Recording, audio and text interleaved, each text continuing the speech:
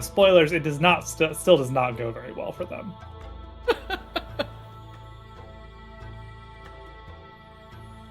I would say the existence of Nightmare on Elm Street 4 might imply the story. Yeah, that didn't go super well.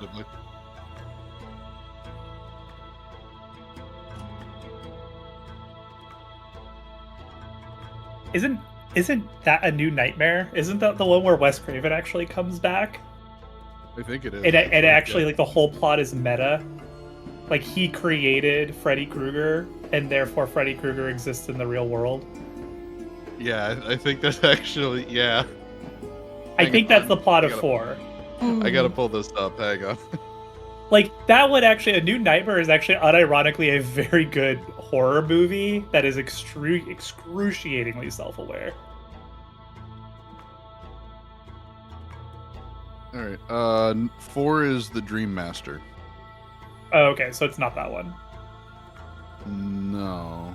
Must be 5 Nightmare on Elm Street. Was it a new Nightmare? Yep.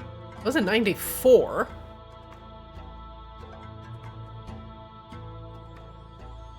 Where does this land in the lore?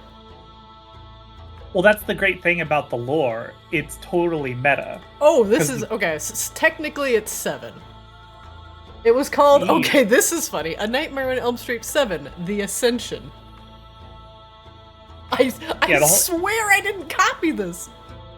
I think the whole plot of A New Nightmare is literally like Wes Craven kills himself to kick off the movie, and then it's them unraveling the fact that actually Freddy Krueger exists because of this movie that they all made, A Nightmare on Elm Street. And he's coming after everybody associated with, like, the original film's production. They bring back the original actress, too. That's so meta. It's so meta, but it actually works. Huh. Anyway, you definitely ripped off Dream Warriors, though. So what the? So you might wanna check your privilege. Oh, 40 years. Murdered. Absolutely. There's even an incredible song, Dream Warriors, that was made for the official Nightmare on Elm Street 3 soundtrack. Well, I'll rip that off too. Don't tempt me. Dokken. Here we go. I'm just gonna drop the official music video because I feel like that's appropriate, at least. I can't watch it because no, it's fine. You can watch it later. Everybody else can watch it. Everybody else. All right, you can watch it during the Arctis intro, which is happening now. Hey, everybody. Welcome back. It's Monday. It's time for another session of Arctis. For Grebella, who wasn't able to join us last week, welcome back. Let's go over a little bit about what happened last week as we wrap up the goings-on in Maginox and prepare to depart for the plane of Earth. First things first, as Raine called a coalition of ladies to House Lunesti, it was time to decide some of the future places and purposes of Maginox. There was an influx of Vaki that needed to be tended to, and instead of just forcing them all into manual or menial labor, Raine had a better idea. First off, the party had asked the group of Volka, Heya, Annalie, Mora. I think that was it. I think that was all of the ladies. That particular main group, you had asked both Annalie and Peya to potentially open a school in Maginox, as most of the Vaki were now bereft of the obsidian halls, perhaps absorbing themselves into higher studies and teaching them about, say, Maginox and the way of the night as opposed to the way of fire might give them renewed purpose in life. Although Annalie gleefully accepted, as she lives to teach, Peya proposed that she would return to the plane of fire and teach Azrael instead about how to handle their new powers as an elemental locust. And although the party was sad to see Peya depart, they agreed that it would be in everyone's best interest if Azrael learned how to manipulate their powers on the plane of fire, and also keep the salamanders and the Von T, the half-salamander, half-drow people that lived on the plane of fire, at bay. And so, for now, Heya has departed back to the plane of fire. Next up... Oh, and excuse me, and Annalie has gotten permission from Raine and the rest of the group to take over the Crimson Auction, a place where once illicit trades were done in Maginox, now an empty auction house. Now Annalie will be teaching out of there. As for... Okay, but I have one question. Sure. Why is he Dr. Kozlo's been figuring out? I'll let Kozlo I'm a answer doctor. that one. You're a doctor. I missed 1 week. So much happened.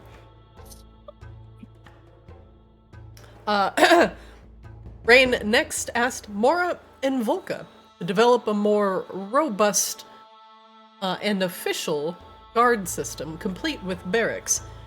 Volka agreed, as she has extensive experience with this, and Mora agreed on a bit of a contingency. Mora's more of a rogue than an actual leader or a fighter, but agreed to teach some guards at least some sneakier ways and potentially prevent the opening of a new thieves guild in Maginox. So working together, those two ladies will help streamline a more robust training program for any Vaki who wish to dedicate their lives into serving Maginox. You had eventually decided that House Hamaki and the sprawling courtyard would be a great place to hold these training sessions, and the two ladies agreed. Next, there was the matter of the docks and Dara being swarmed in paperwork. So, Raine, you asked Shar Iceborne to come down off of the Audacity, and as a competent people person, the complete opposite of Dara, Shar agreed to help Dara manage personnel throughout the city and manage the dock workers, while Dara made sure that ships and their cargo were making it to the proper businesses in time. Maybe, hopefully they'll work together well. If not, you know that Shar, at the very least, can handle her own. And thus, many things about Maginox have been somewhat settled. This is good because you are all planning on making a trip to the plane of Earth very, very soon. And it's good to have things in the city be peaceful before you leave.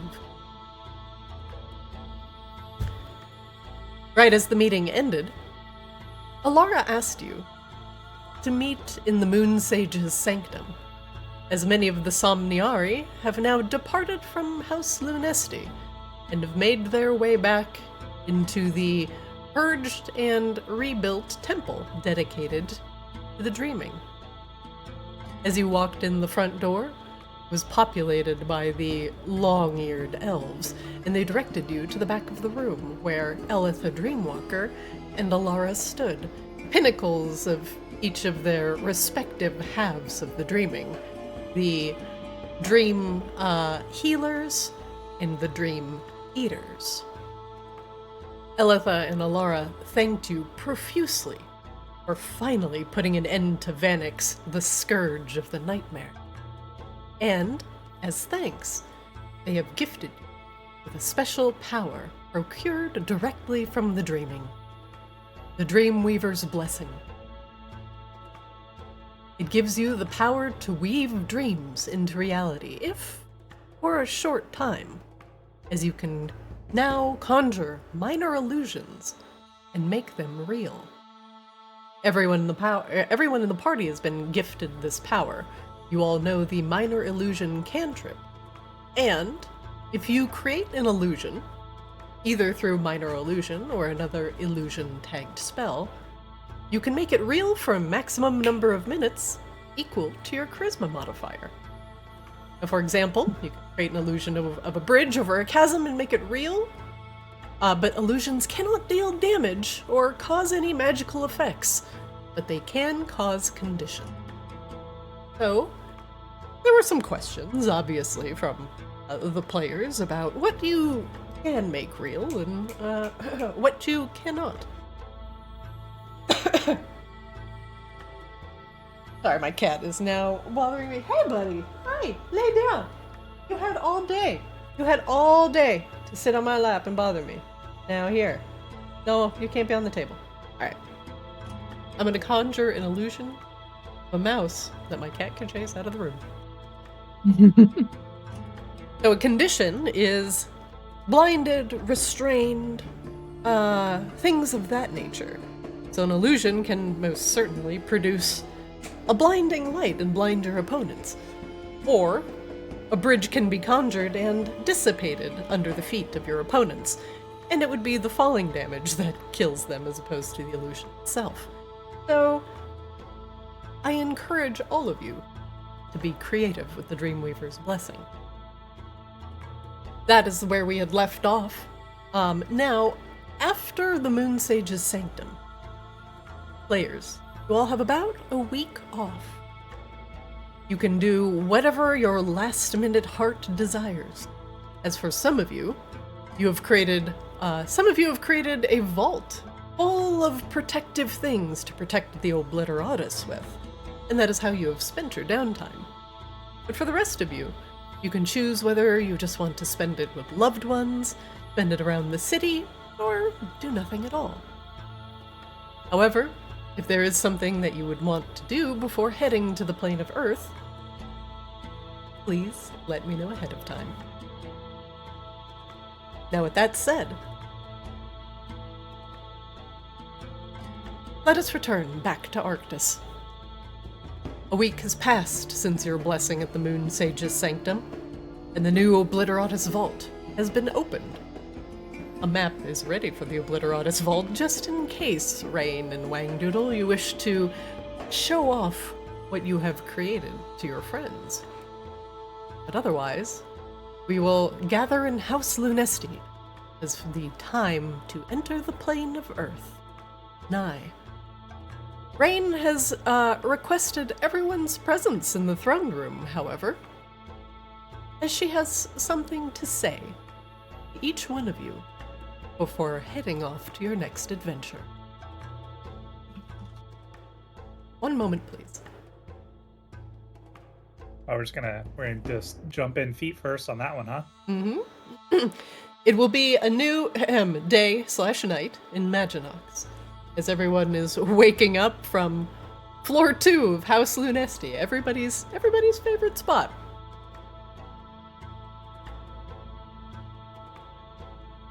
Yeah, they throw great parties down here. One moment, please.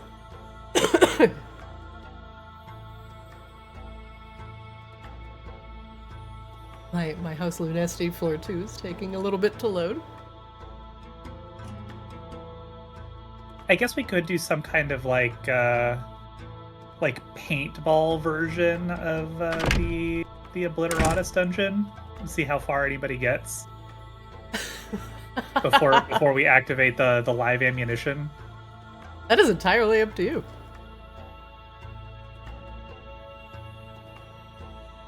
Yeah, sure. I did want to ask one question, though. Go on.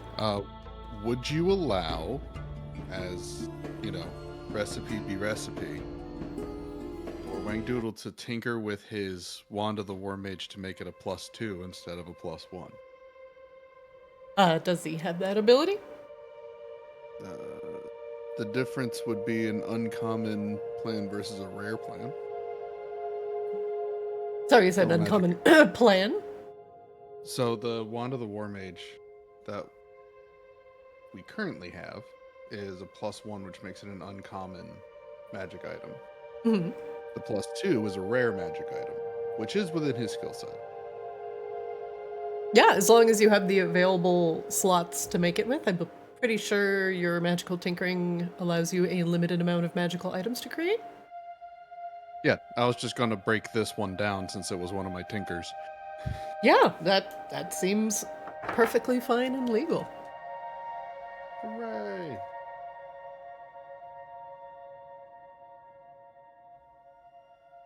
Right.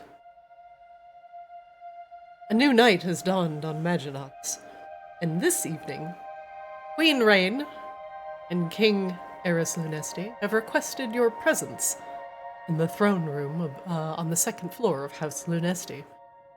And after waking up and rubbing your eyes and doing your morning or evening preparations, you arrived very formally in the throne room, and you stand before the king and queen themselves, as they both sit on the throne looking formal and regal. It is, quite different from...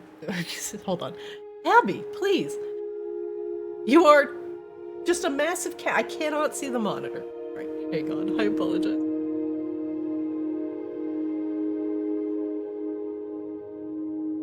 Cat wants in on the game. Cats always want to play D&D. Guys, just I can't see a thing. As you all stand before the regal forms of Raine and Eris, they are both dressed to the nines in their formal, authoritarian regalia. Whoa, whoa, whoa, whoa, whoa. Easy. You're wondering, as you enter the room, without any pomp and circumstance, what this could possibly be about. But Eris lifts his hand and gestures towards Raine. Raine leans over her shoulder and whispers to nobody in particular. Do we have a few more people in here to make this more, like, I don't know, official? The leaders of the separate houses should be here in just a moment. Okay, good. Otherwise, it's a little weird. Kozlo is definitely glancing around, like, feeling like he's in trouble. He doesn't know why he's in trouble, but he feels like he's in trouble. I didn't do it, I don't think. Maybe. I get more uncomfortable when we go in and there's a lot of people there. Like, we have these kind of discussions all the time. Raine just drums like the arm of the throne, waiting for people to show up. The door creaks open after... The Uber's late. The door to the throne room creaks open after a very brief and awkward pause as the two of you stare at your companions from across the room. And eventually, the leaders of the houses begin to filter in. The former leader of House Lunesti, Alara, now considered leader of the dream-eating faction of Somniari. The not-so-friendly face of Catherine Ravensblood, tormented druid of dirt magic. The specter Lena Umbralis, too, floats in. Laryl Hamaki is here and has the grace enough to give everyone a short but proper bow. She makes her way to the other side of the room. On behalf of the Vaki, the most responsible of them at least, Volka, has taken a moment away from setting up the new barracks at House Hamaki, so she positions herself across from Laryl.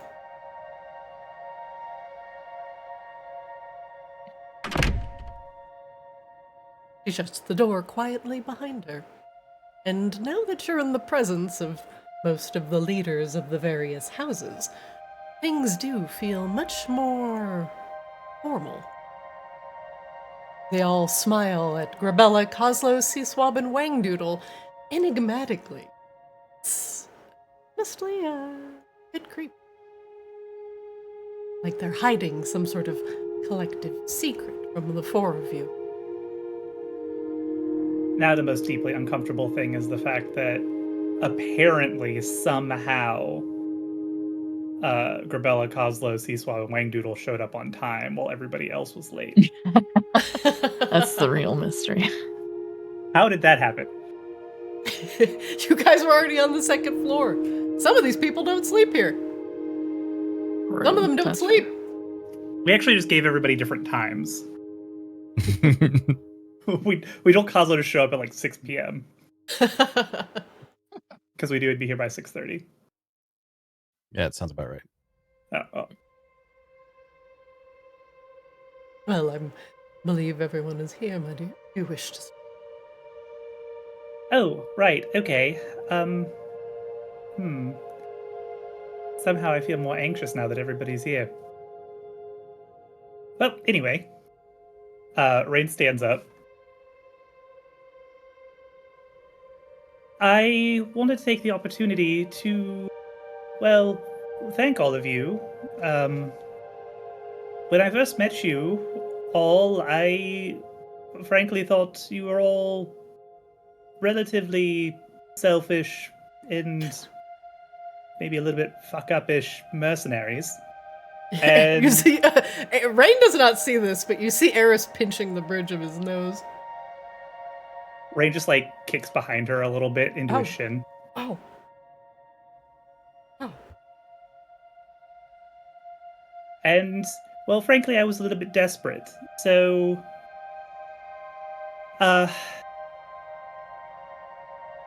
adventuring with you all for the next several weeks, I learned that actually each one of you in your own way is actually deeply thoughtful and cares greatly for the well-being of those you love, your loved ones, as well as the people of Maginox. Kozlo, I watched you stand up to your own father in defense of your family and your family's holdings. Sea Swab, you've introduced us to so many valuable individuals, as well as helped right the docks and bring in so much trade for the people of Maginox.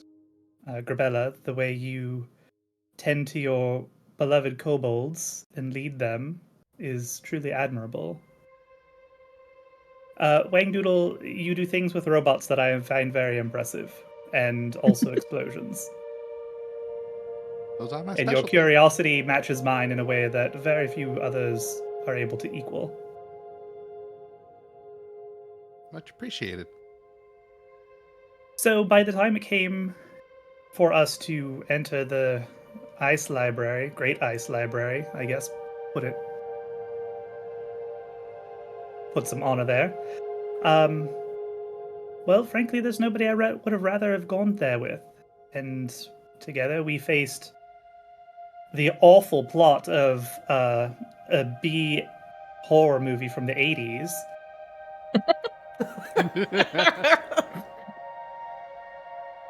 Faced many of somebody's greatest fears. I don't know if they were any of ours. I don't know if the jury's still out on that one, but certainly they were some of the fears of all time. Some of the fears of all time. Yep. And through perseverance and courage, we managed to make it out on the other end. But none of you needed to do any of that. I kind of maybe guilt-tripped you a little bit into insisting that it was all about saving the world or whatever, which it was. But at the end of the day, you all chose to go with me, and for that I am eternally grateful. So with that, Kozlo, would you step forward, please? Kozlo definitely looks a little nervous, is like glancing around at everyone like, oh god. He will hesitantly but tentatively take a single step forward. A little bit closer, Kozlo. He will take a half a step forward.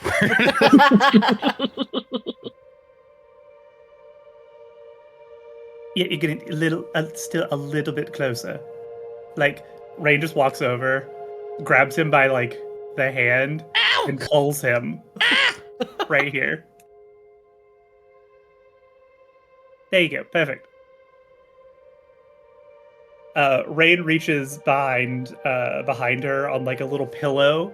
There is an array of items, and she pulls one item, and it's a little silver ring.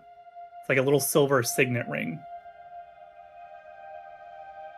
Kozlo, Greenfinger, for your service to Maginox, I officially name you Kozlo, Lord of Coin. And she puts this little signet ring on your finger. Kozlo is definitely like squinting like he's about to get like thrown in irons or something until she says Lord of Coin, and then suddenly like his whole demeanor changes. Wait, what? Wait, what's it? What's it? I'll explain it and just... Hey, I'm getting there, Kozlo. So this ring is just a little silver ring with some markings around the band, and then it has kind of like a big flat top on it that's completely blank. So, as Lord of Coin, Kozlo, you will be the official in charge of all commerce within the city of Maginox. That includes the Merchants Guild, taxation policies and collection, as well as royal investments. As a part of this role, you will also officially be recognized as one of the ruling houses of Maginox. As such, this ring will indicate your house's sigil, whatever you choose it to be. Raine leans over. Tell me what you want it to be. Like right now. Tell me. Think about it quickly and tell me.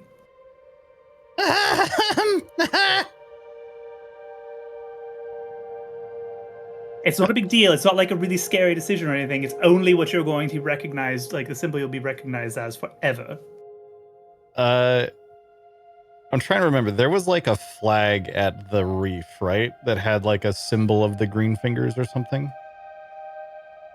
It depends on if you would like to use that. I think Kozlo is like, he's sort of posturing himself to be in charge of the Greenfinger clan now. And like, this is a good opportunity for him to be like, Hey, you fuckers, we're royalty, get over here! The flag proudly displays a green shark.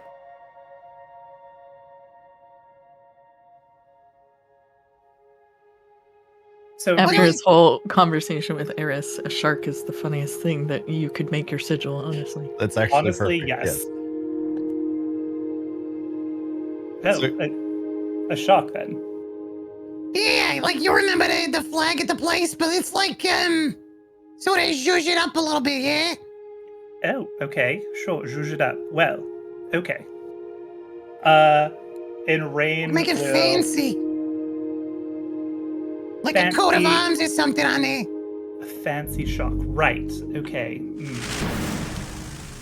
So Raine will use fabricate, and where like this signet ring is just like flat metal at the top, you see like grooves start to work into it in the shape of a shark.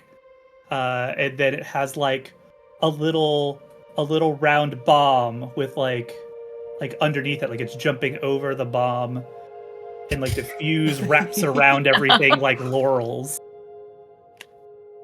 Like that. That's even Kozlo's better like than the flag. massive eyes will slowly start to like tear up. It's green for some reason, his tears, but like he's slowly starting to tear up. He's like, It's the most beautiful thing I've ever friggin' seen. Raine smiles. Well, Kozlo, Lord of Coin, of House Greenfinger. In addition to this appointment, I am also, and Raine reaches behind her again and pulls a leather-bound like scroll and unravels it and like puts it in your hands. This also officially grants House Greenfinger the pyramid in all lands it is currently sitting upon as your house's official holdings, with all compensation paid by House Lunesti to the previous unfortunate landowners. So no liability at all for you. Music to my ears! Limited liability company. Hey, that's a good name for. I think we're gonna call our business that. Limited liability. Oh my god. I think you can just append that at the end of your business. Eris stands up. House Lunesti formally recognizes House Green. House Ravens formally recognizes House Greenfinger. The Vaki recognize House Greenfinger. House Umbrellas formally recognizes House Greenfinger. Laurel is quiet in the corner. Yeah, it's fine. I don't think we officially recognize House Hamaki right now, so Yeah. tolerate is a more accurate descriptor. Yeah, Hamaki is just a lesser house of House Luna. That's where our liability goes. Like, we're the LLC, they're the just L. They The hold all the liability L. company. Yeah. Extensive liability company. 1,000 blessings of the night upon House Greenfinger. Long may you reign.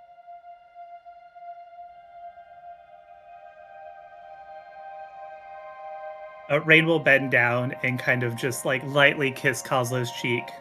Thank you for everything. Kozlo has no concept of how affection actually works, so he like looks over at Eris for a second, like, I didn't mean it. I didn't mean it. Eris mutters something about, is he pregnant? Wait, am I pregnant now? No, I don't think so. Well, actually, I don't know. We've never really figured that out, have we? One of the great mysteries of life, or perhaps not of. Well, this is a lot. I gotta sit down. You can go back now. It's fine. Okay, great. Thank you. He like beelines back over to the other side of the room. Grebella, would you come forward next, please? Oh, okay. She's gonna kiss you. Don't be a weird Kozlo. I'm not the one that did it. Grebella, as recognition for all of you've done for Maginox and the people therein, I am officially naming you the Royal Ambassador for House Lunesti and Maginox.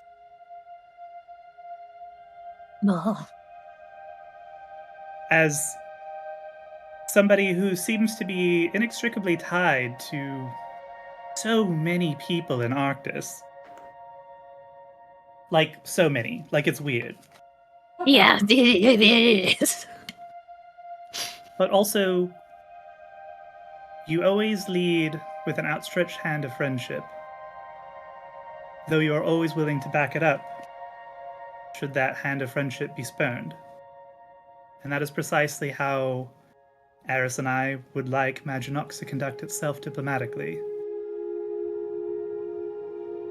We seek to be friends first, and to help those we come in contact with, if we can. But we will fiercely defend what is ours and the people we are responsible for. I can think of nobody better to represent our values than you. No. As Royal Ambassador, your official responsibilities will be all things related to developing and cultivating diplomatic relations with other cities and other peoples across Arctis and perhaps beyond. And Raine reaches behind her and pulls another leather-bound scroll and another ring. She'll place the ring on your finger. It has the same blank top to it that Kozlo had. What would the great house of Grebella like as its sigil? There's a big part of my brain that wants to go a bowl of pasta. But it's fucking dumb. I mean, I guess a little dragon would make sense. Nobody has that yet, do they? I'm sorry. Not to my knowledge. A dragon with like real thick thighs. A dragon eating a bowl of pasta. Raine will fabricate this as described. A dragon that's kind of like wrapped around the edges of the ring and kind of like curls in on itself in a little bit of a spiral. And maybe the tail kind of starts to look a little bit like a noodle at the end. Yes, got the noodle. Very well. And then she hands you unfurls and kind of hands you this leather-bound scroll. Or leather-wrapped scroll, rather. And for you, I, as Queen of Maginox, before all assembled here, officially declare the mountain where you and your kobolds reside as sovereign territory, under your sole discretion and rule, Grebella. Oh, heck yeah, I'm not squatting anymore. Maginox officially recognizes this mountain as yours, your own sovereign territory, but should the need ever arise, it is also under the protection of Maginox itself. Heck yeah, thank you. Of course, and thank you.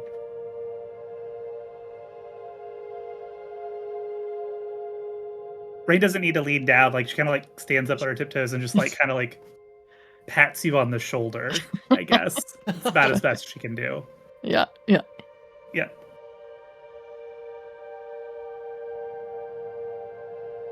Wangdoodle, will you step forward next? Yeah, sure.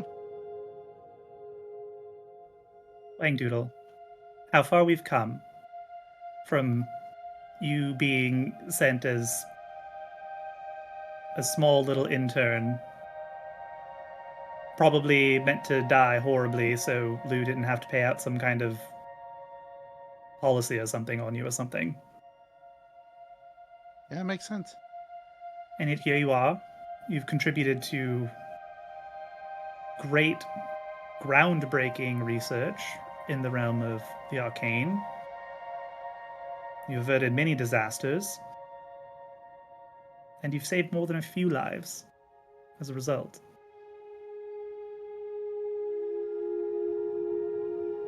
Raine leans over and grabs a ring and another scroll case.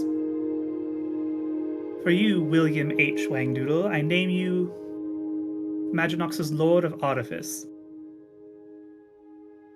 Officially in charge of all arcane research, as well as officially the Dean of the newly formed Maginox Academy.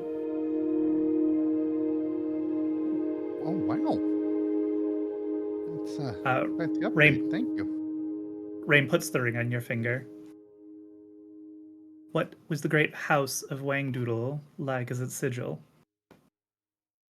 Oh, it should definitely be just a pure icon of research, progress, and growth. So a whale.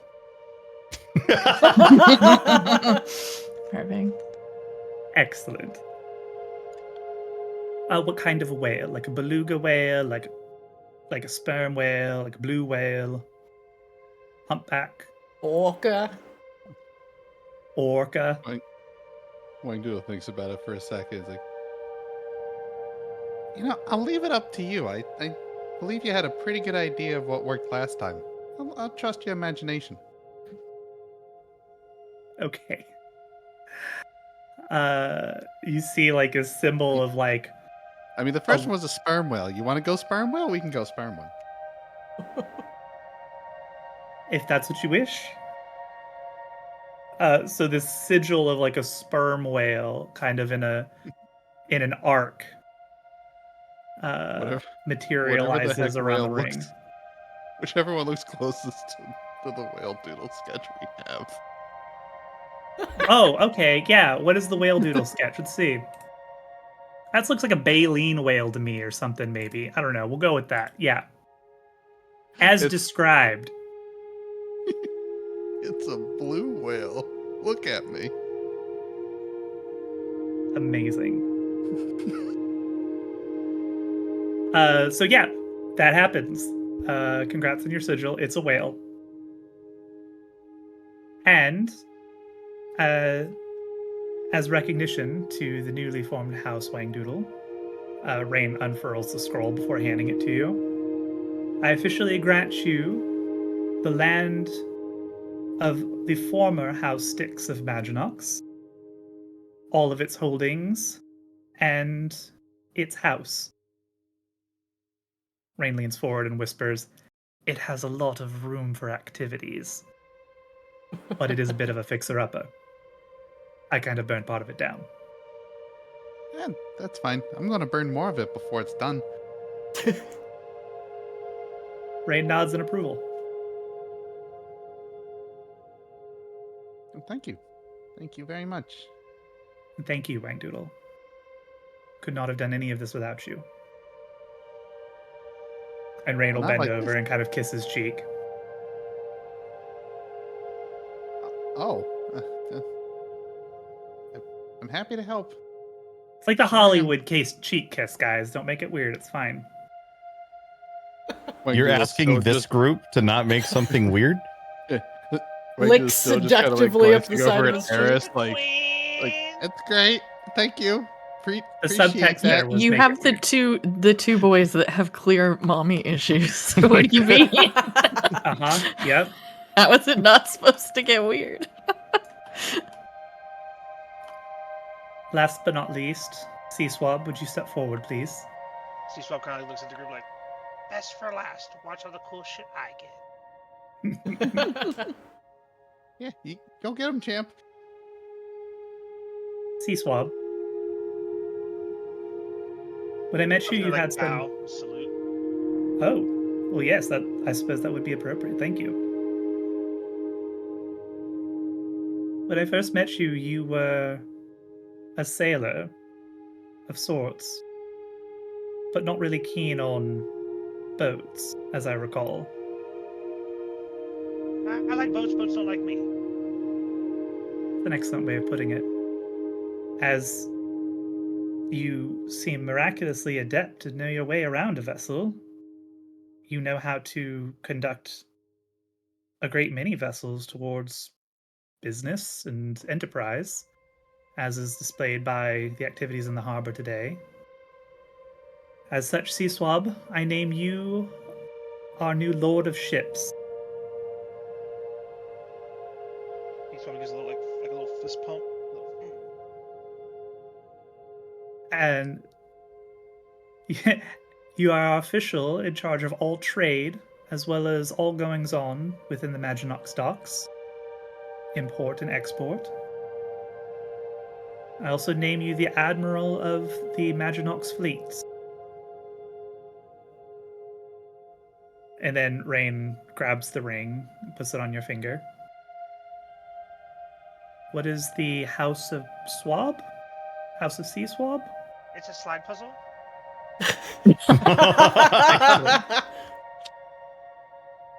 Fucking fair. It would probably just be, it would probably be like a little, like a little tornado. Okay. A little symbol Like a of lightning bolt. A single lightning bolt, not a racist lightning bolt. Of course, yes, of course, we can do that. A sigil of a swirling kind of tornado, like a cyclone, materializes in the center of the ring with a crack of lightning, not, stylized Nazi lightning.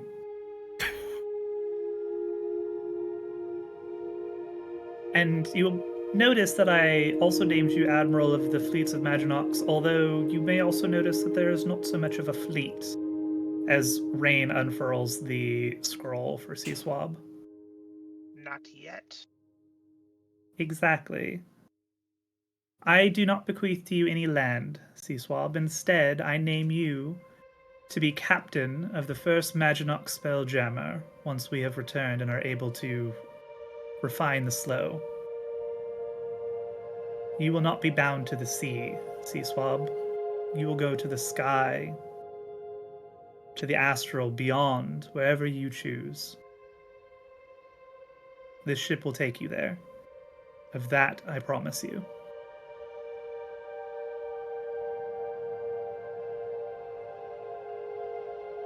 Sea Swab, make me an Arcana check.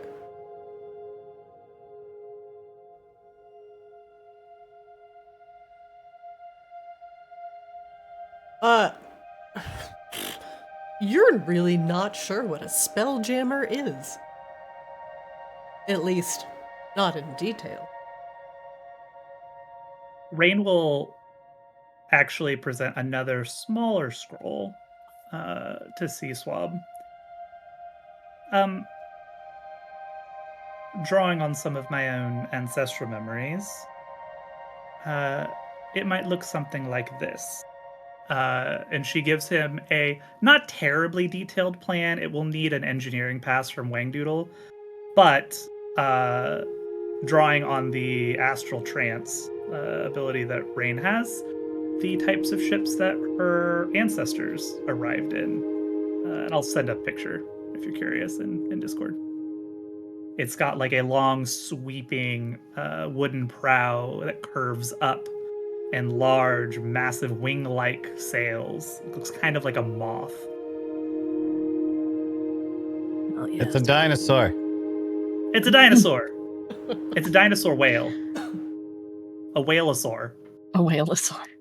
And Sea Swab, the only other time you've heard a spelljammer mentioned was in at least Narcissa's history.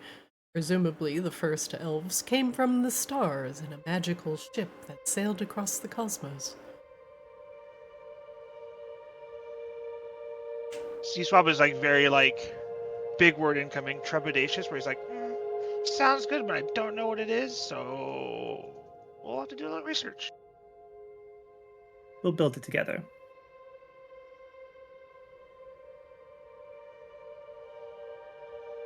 Thank you, Sea Swab. Sea Swab will salute and step back. Does that mean he's air swab now? Air Swab. I've seen this movie. It has a dog in it. He's really good at basketball. It's Admiral Ain't no Swab now, and rule. you will address me as such.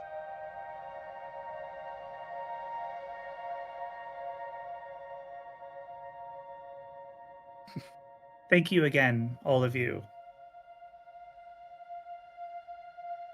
I consider you all dear friends, and I look forward to our future adventures together.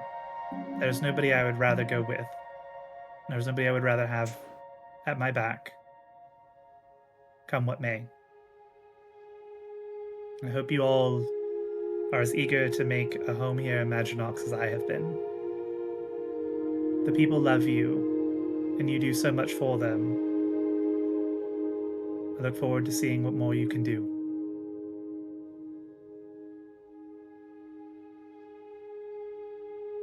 Raine will step aside.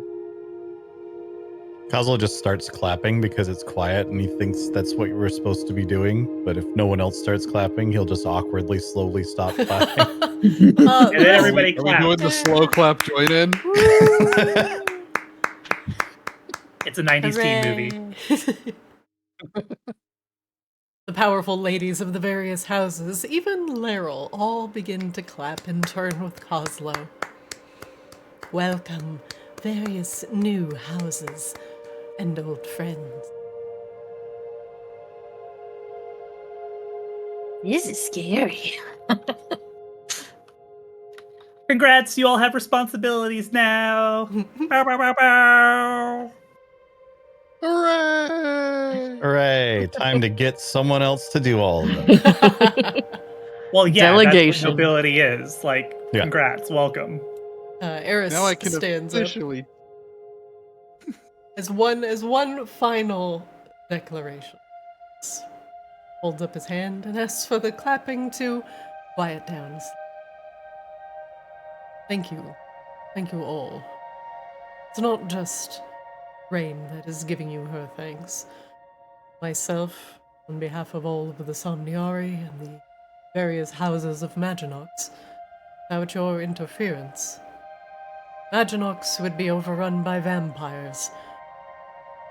People would be selling their body parts and blood on the street for coin.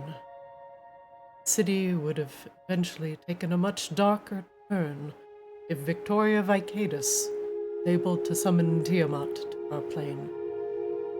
On behalf of all of the houses, thank you. It is with the spirit of cooperation that Maginox was formed, and that the former king, Hari Polaris, had gifted each of the houses an individual pigment to open the door to the Great Ice Library. While these rings are no doorway or portal, they are a sign of our eternal thanks and collaboration. And each of these houses and its powerful leader,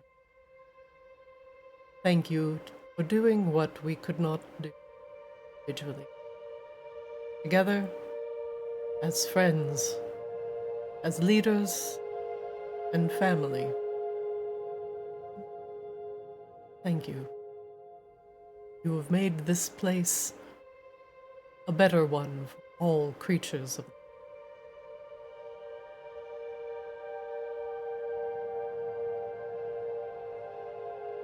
The leaders of the houses nod in turn and watch the four near the door with hopeful eyes. Lena takes a step forward. And on behalf of House Umbralis, thank you for retrieving the Obliteratus and ensuring that it does not fall into the wrong hands. We hope that the unease in Vakaris ends soon, and we can build a stronger future, both for Vaki and for all Maginox citizens. This cannot be accomplished without you all and your bravery and your ability to collaborate.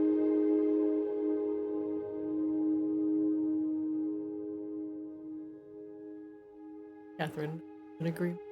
Laura does not add anything. She has already given her 2 cents at the Moon Sage's sanctum.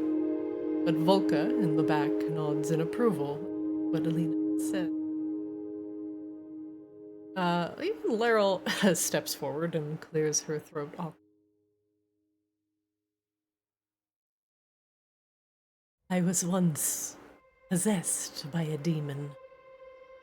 Though this does not forgive me for all of my transgressions and the subsequent leavings of the Fey House. I only hope I can mend broken with House Hamaki. Take time, significant effort.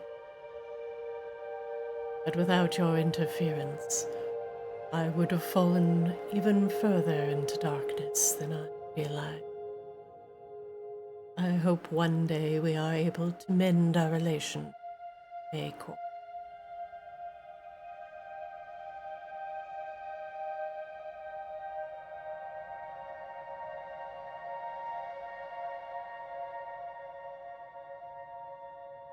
Well, if that is all, then I thank you all for being here today. I hear you are making final preparation into heading into the next leg of your journey. As always, take as much time as you need in House Lunesti. Be safe.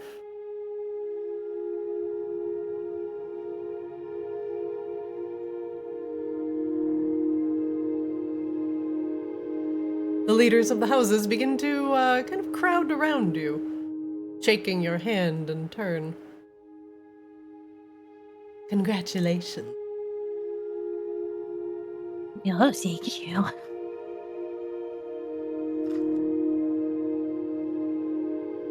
Eris leans over to Raine. How long should we let them mingle?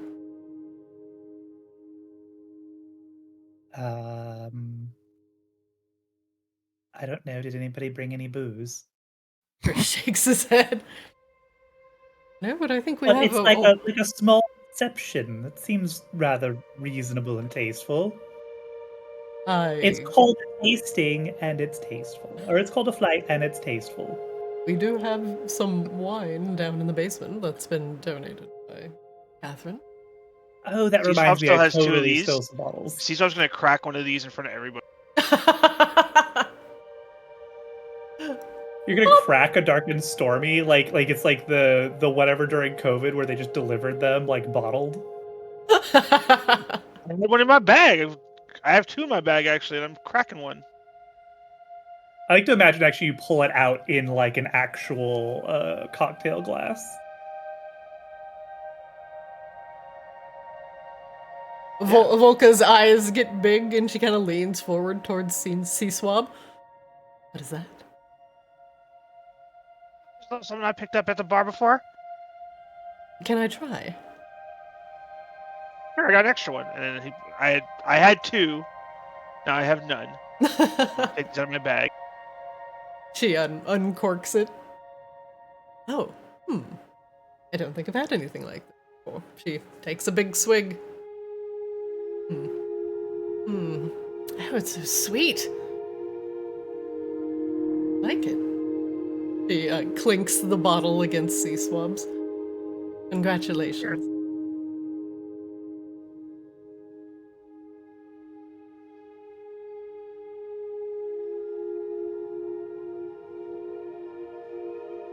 As the celebration begins to wind up slightly,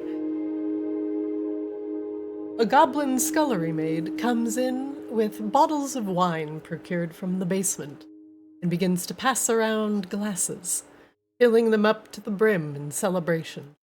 The only one who doesn't partake is the obvious Lena Umbralis, who cannot hold the glass, but fashions one that looks full out of spiritual essence. It makes her look like she's a part of it. The rest of the leaders of the houses mix and mingle and congratulate you, your newfound success. Even Laryl, at the behest of House Lunesti, congratulates everyone and does not seem like she is having a bad time about it. Although her and Volka seem to be on opposite sides of the room more often than not. For about, 30 minutes or so, the drinking continues, and the scullery maids serve each of you in turn, especially the king and queen. After a while, Eris lifts his hand and gestures the scullery maids away. The time for drinking is over, and it's perhaps not best to get too sloshed before the start of your next adventure. But everyone is happy. Everyone is excited for the future of a new and brighter Maginox. In some way, each of you have helped each of these houses in turn, and they all have reason to be indebted to you. Whether that was Raine in the earlier parts of her journey, or House Lunesti in current parts. You have affected each of these houses, and their happiness and welcome is genuine. Wish nothing but the best for you. Honestly, it feels rather good. You are appreciated, respected. You've made a name for yourself that has been carved in your own bravery. And now you have been officially recognized, not just by Raine and Eris, but everyone in turn. Things are happening quickly. But at least in this stage, in this part of your tale, feels good to be the hero. Feels amazing to be respected. And everyone leaves eventually, with just a little bit of a worrisome glance over their, knowing that soon you will go on to the next part of your adventure. And it's not just saving Maginox, saving all of Arctis, and throwing yourselves into a strange plane where even these powerful leaders cannot reach. Party winds down, and the leaders of the houses depart, leaving you alone with Eris and Raine and empty glasses of wine.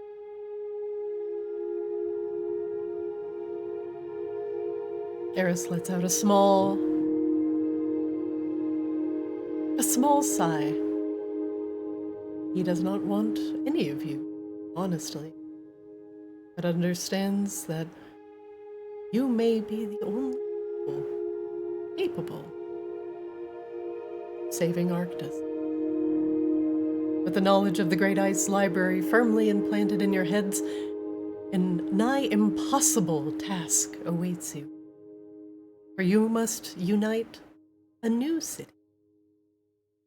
A strange, mysterious city on another plane, once ruled over by powerful elementals known as Jinn, their more common name, the Genie.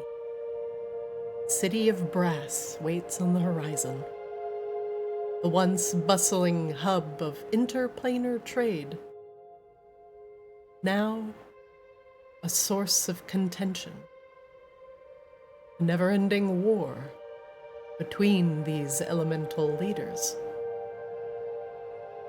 The City of Brass holds your only vestige of hope to acquiring the cure for the slow, the venom of Tiamat. It must be acquired from the Nine Hells in order to counteract the combination of Tiamat's venom now coursing through Arctis, and the mote of spell plague twisted it into what it is today. One keystone is, well, your unlikely friend Frank, where the secrets of the spell plague are inscribed mystically in his bones, and you have asked him kindly to remain in Maginox and not go wandering around on his skeleton rite of passage at the bottom of the earth. And he's agreed.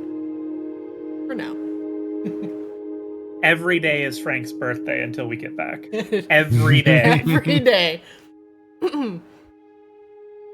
Like today's his birthday. Yeah. However, Birthday! And tomorrow. And the next day. it's my birthday. We have a lot of birthdays to catch up on, Frank. However, the venom of Tiamat must be acquired. The only way to get to the Nine Hells that lies deep, deep, deep underneath the plains is the now defunct portal that sits in the City of Brass. But what could demons have possibly traded with their extraplanar friend? So many questions. And this might be your only way to accessing someone or something can bring you the venom of Tiamat. And thus, the next stage of your story begins. Grebella, your past is relatively And though you have found snippets of it within the Great Ice Library, it has only given you more questions than answers.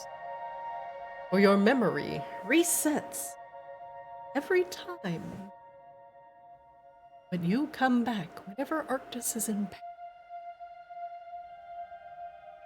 leaving you with no memory of what has occurred before, no loving memories of family, past friends you've adventured with. Perhaps the answers will await you on the plane of Earth.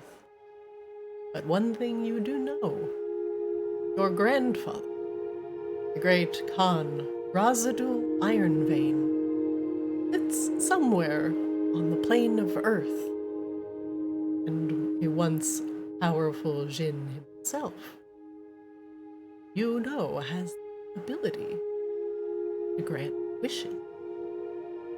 And that power of the wish now courses through you, giving you life, the reborn. But one part of you, the part that is Earth Ganassi, the part that you were born with as a living, breathing being, you wish to embrace it, reject it. That is up to you. The unification of the Jinn and to stop the war over the city of Brass is paramount. And hopefully, your grandfather has no lingering hatred for you, family. That remains to be seen. Hopefully. You will re-enter Plane of Earth as a very different person when you left.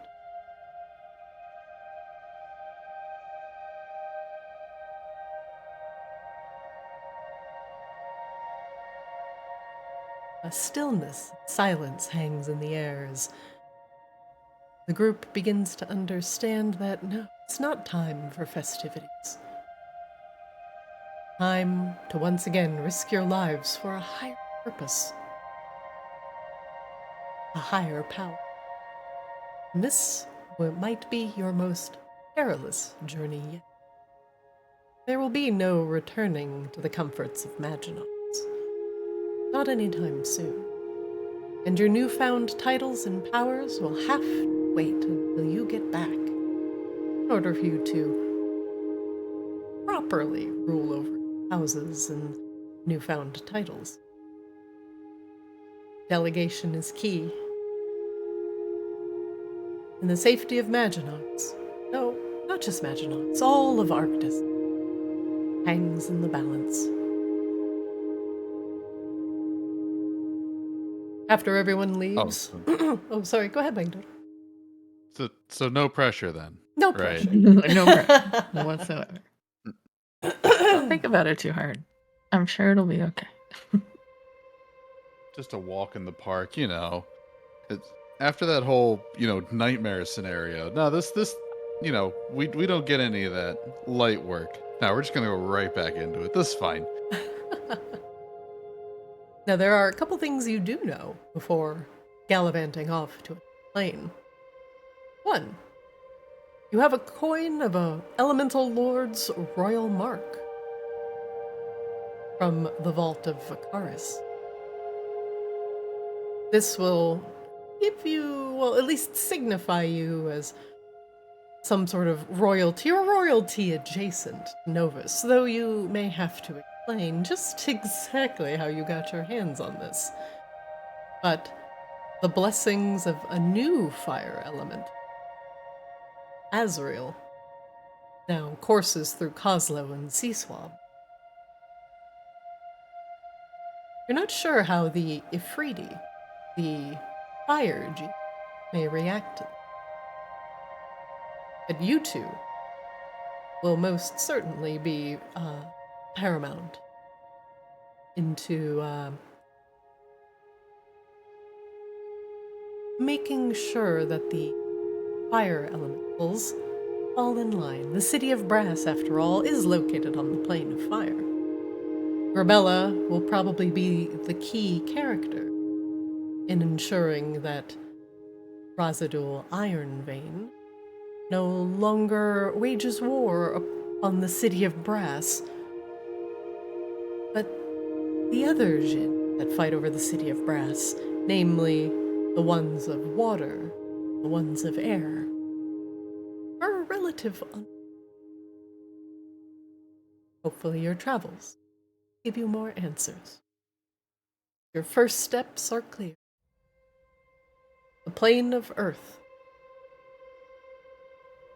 Grebella's relations to Wangdoodle might give you an in, or they might make you mortal enemy. Have each of you prepared for the next leg of your journey? Is there anything that you wish to finalize or do before you leave for the plane of Earth? Think carefully, because you will not be able to return for some time.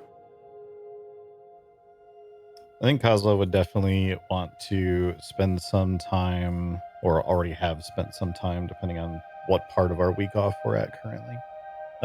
Just making sure that Grumpus is set up to keep things in order at the bar.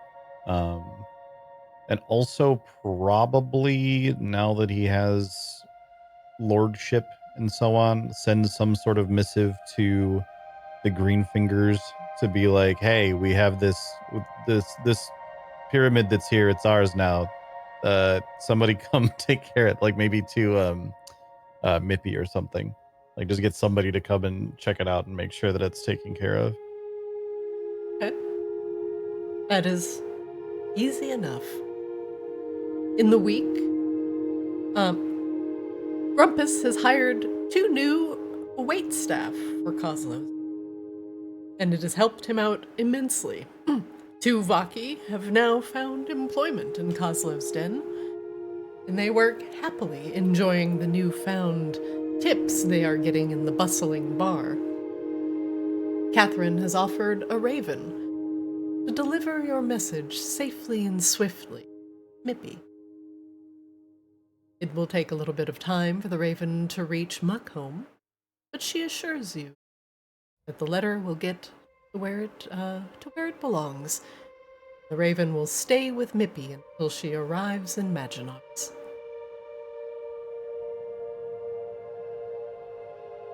Grebella. I do think, just for a point of clarity, I do think the message to Mippy would be more of a, like, pick someone to come handle this, because she's, like, very growing things, and I don't know that the pyramid would work out well for that. So sure. it could be her, but she also has the option to send someone else if she thinks that makes more sense. Okay, absolutely. We did just start a dirt magician school, though. Just saying. This is true. Dirt magic, dirt magic. It better not be full of only dirt magicians when we get back. My God, It just becomes a druid school. Raine would be so surly about it.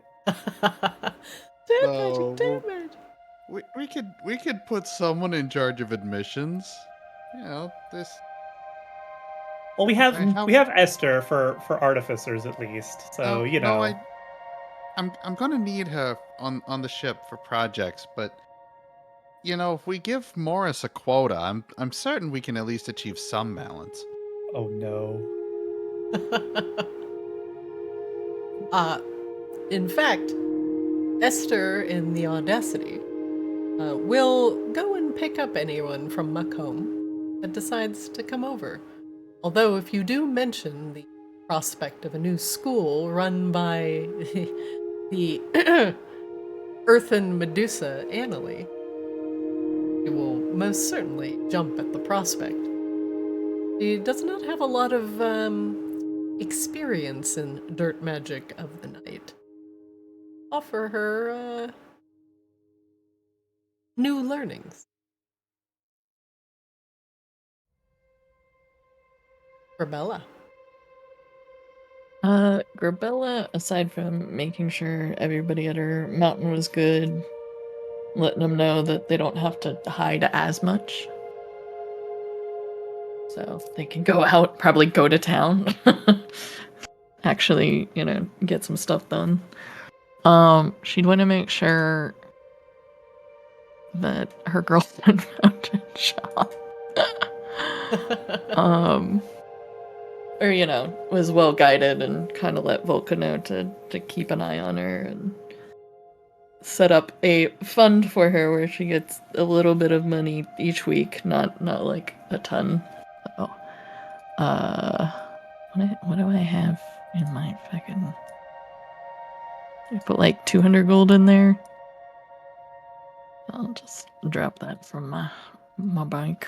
Charlinda about to be Julia Roberts in Pretty Woman.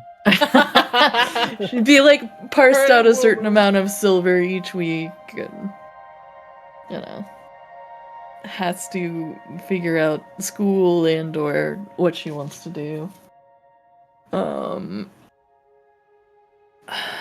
I don't know if I have anything else high up on the list. Volka Am I forgetting something?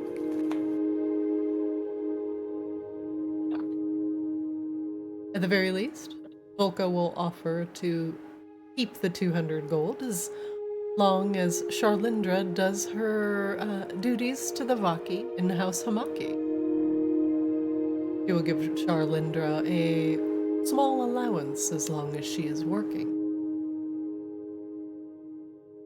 Hell yeah. As for the kobolds, now that Vakaris has kind of been taken over by the Magmarans, this limits how they can range and move around the caverns, as it has become much more perilous for the kobolds to do so freely. The Vaki, they say, are much more easy to trick, but the Magmarans, being adept at earthen magics, tend to know when the kobolds are coming, and it makes them digging any closer to Vakaris dangerous. They do, however, they will offer, at your behest, to ensure that any Vaki that still wish to leave Vakaris will get to Maginox safely, and offer them guidance and potentially lead them through the small kobold-hewn tunnels into the safety of Maginox, away from the Magmarans. Idea.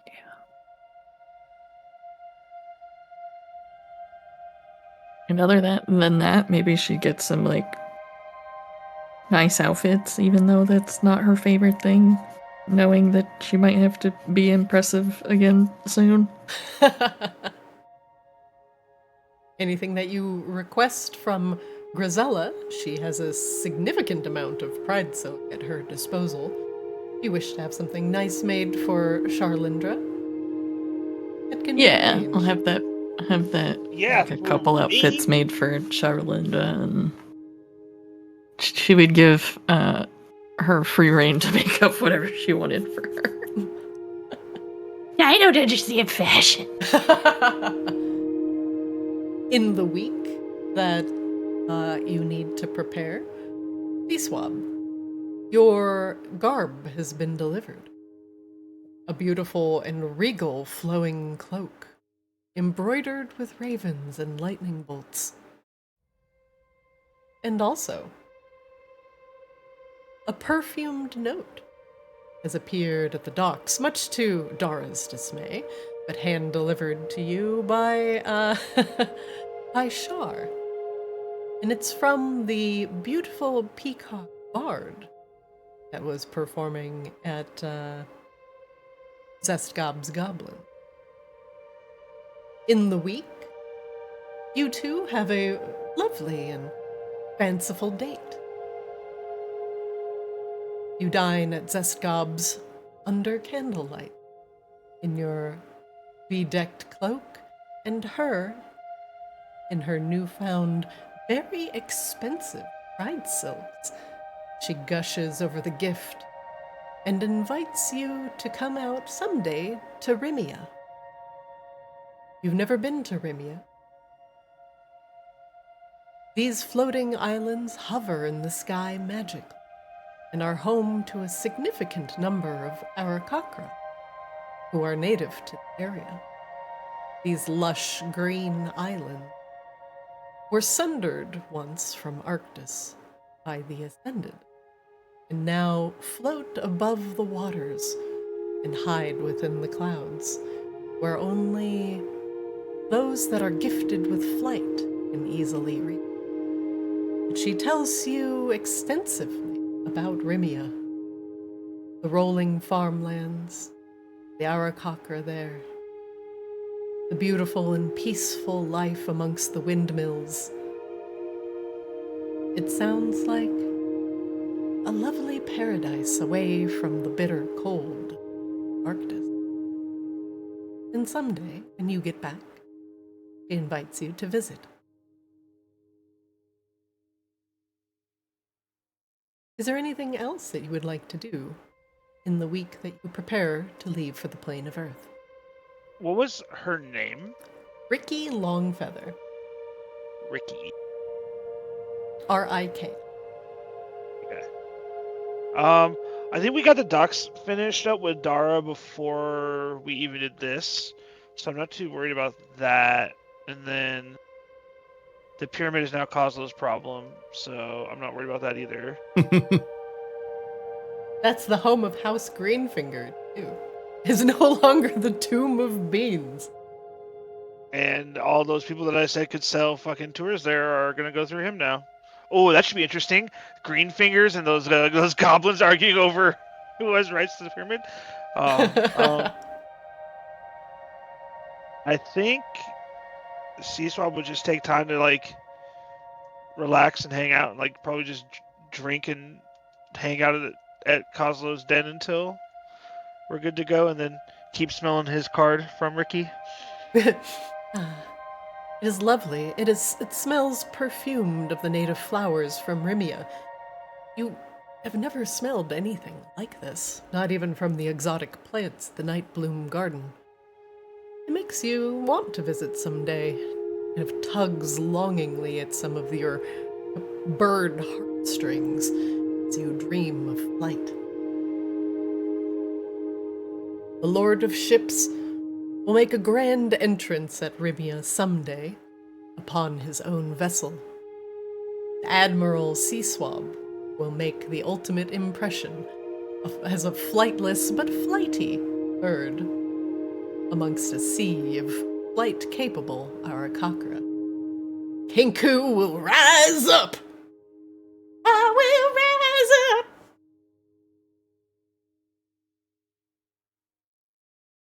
Kozlo. Kind of fly. You got it's falling? It's falling with style. With style. Kozlo, after your royal proclamation that the pyramid now belongs to House Greenfinger, you will find that the rest of the goblins are quickly falling in line.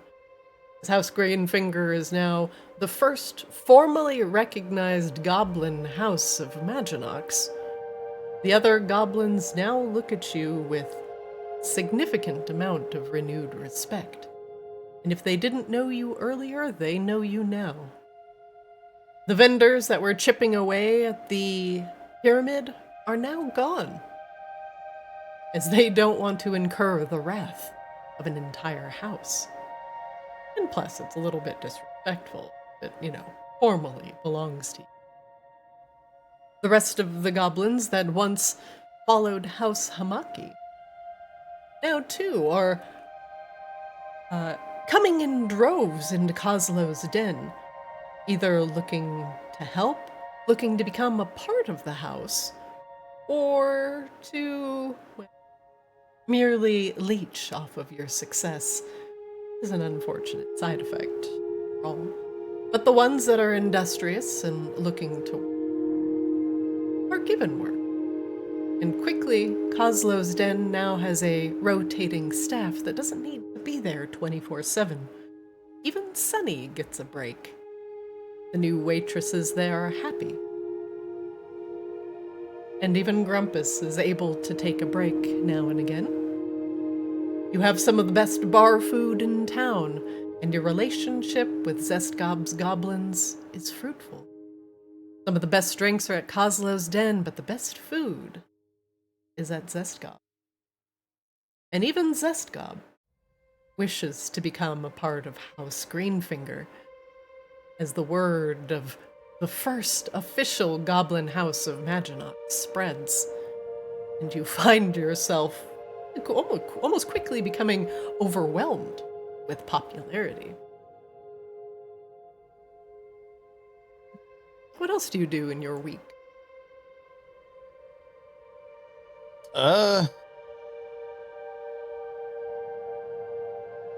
Honestly, I think you would mostly take this as an opportunity to relax, maybe get to know his spider friend a little bit more and plan out some stuff that they can do as like a tag team sort of thing.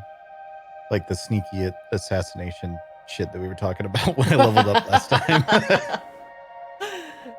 Absolutely.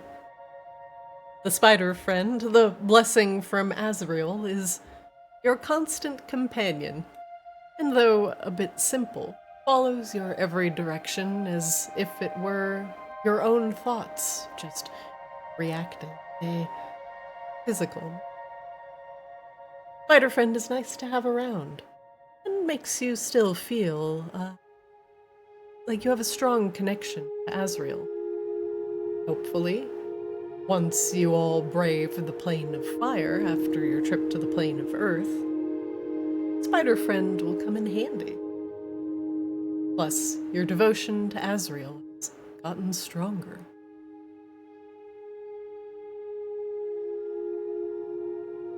You take a much-needed break in the week off, sometimes even shutting yourself off from the hordes of goblins who now want to either capitalize or lean on your newfound success. But quickly, Grumpus and the others, who know you to be a hard-working businessman, put them to work and ensure that they don't cause a significant amount of chaos in Maginox. We already have 2 fallen houses kind of floating around in here. We don't need crazy goblins and a bunch of displaced Vaki. And things end up being, well, pretty stable by the time you are ready to leave. Wangdoodle, Yes. what do you do during your...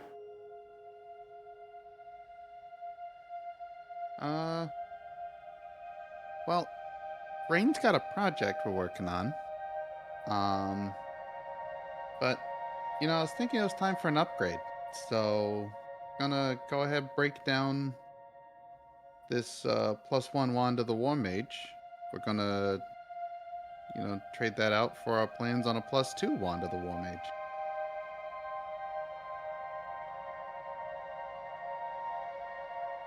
You're We should tinkering... probably get. Go ahead. I was thinking, well, we gotta get Morris figured out on how to handle applications and whatnot. Let people know that a college is on the way, but start laying out the infrastructure on a new house, find all the places that need to be blasted, all the places that are not safe to blast, and then find a way how to blast them anyway.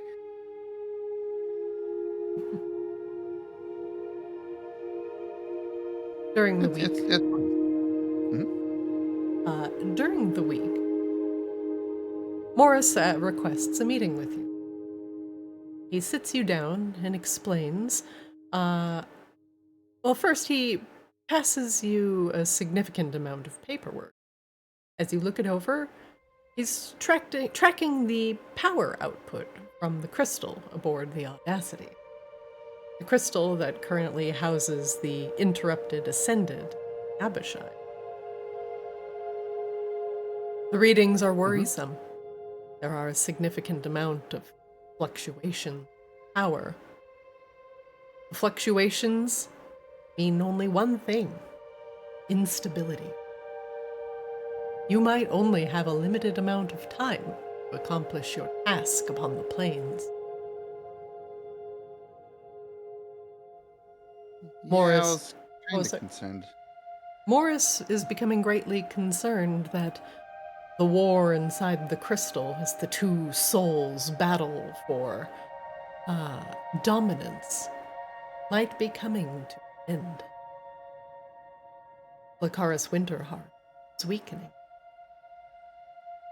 And though he does come back, as you see in fluctuation spikes in power, the crystal still needs to be expunged.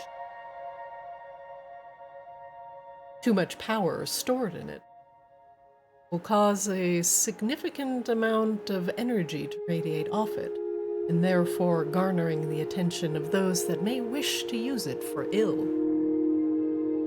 While the trip to Muckholm to potentially pick up Mippy will alleviate this for a time, Lacaris cannot battle forever. And if the Abishai wins, having a powerful demon and servant of Tiamat running rampant on the material plane while you are gone could mean the end of Maginox and all that you have built. He doesn't give you a set time frame. Tells you the fluctuations are happening more often. Increased consistency. The demon's power is fueled by Tiamat, but Lacaris is only fueled by his own powerful but waning will. You will need to find a way to separate them soon, possibly even before you neutralize the slow. Hopefully, come back with answers and potentially a new power source for the Audacity.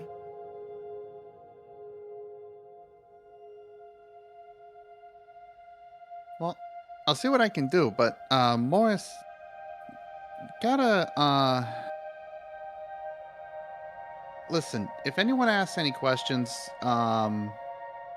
just tell them you didn't know any better, and then tell them that I asked you to look this up. I'm going to need you to find any and all research regarding, well, soul transport and relocation.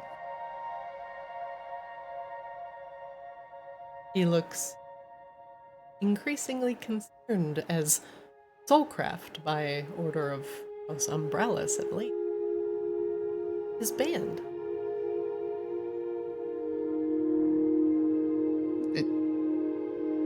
Yeah, it's...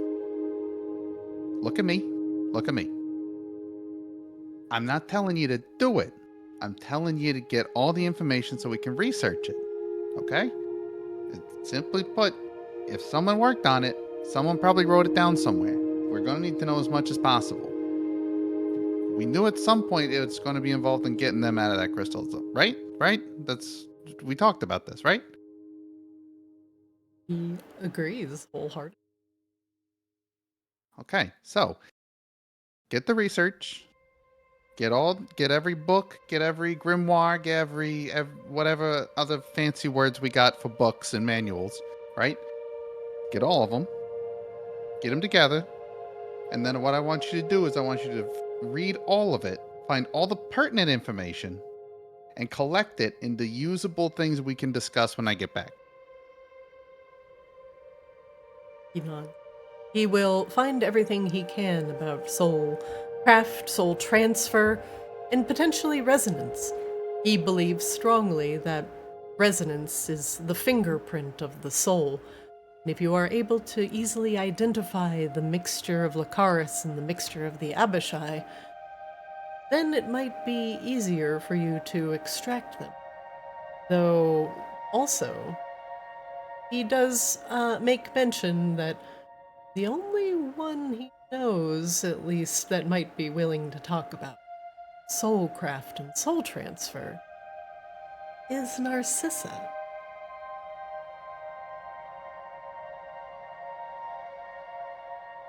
Do you allow Remind me- Morris to speak with Narcissa? Absolutely not. No?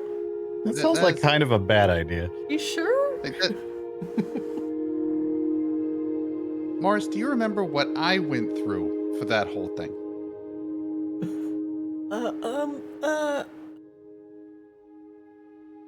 There's a reason I had you start the patent for United Whale Lines, okay? Listen, you're not doing that. You're not having that conversation. That's not for you. All right? And I'm not saying that because of your skill as, well, you've grown fine into a very average artificer, if I'm honest. But, you know, it's not your time or place. That's not what I need you to do. We'll handle that at another time. And by we, I mean Raine. Raine will handle that at another time.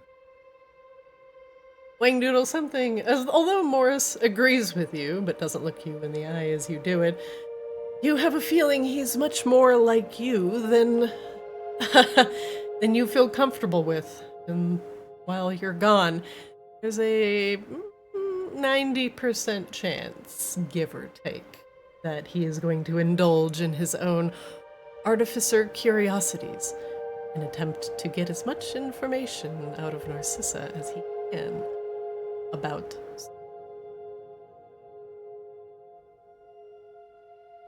Wangdoodle will make a mental note that after leaving the discussion with Morris, to set up some traps approaching where Narcissa is, mostly with magic mouth messages that are just going to go, "Hey, Morris, get out.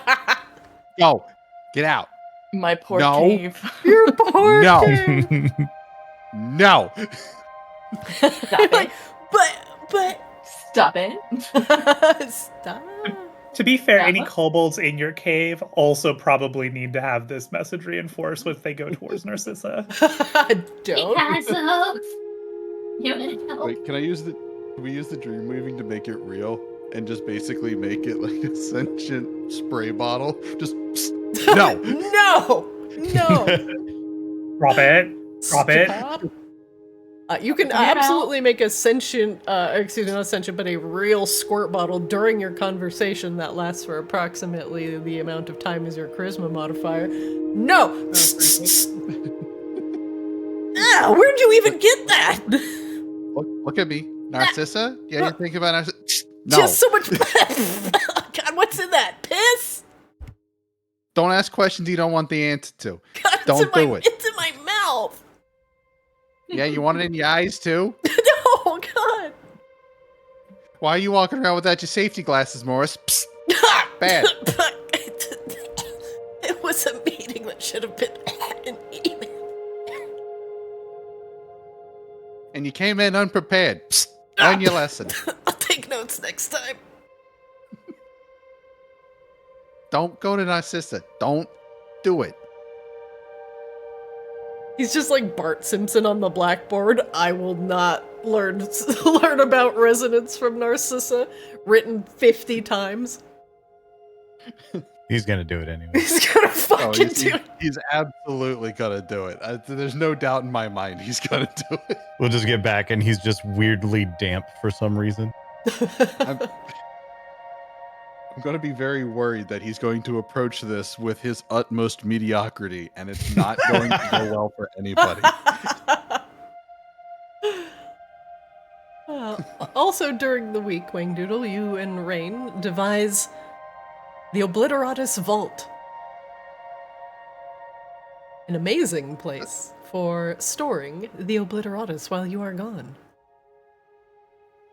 Kind of like the one that it was in that we then got it out of and immediately went, maybe we should have left it there. That vault was breached when Novus became, a spark and his wards were gone.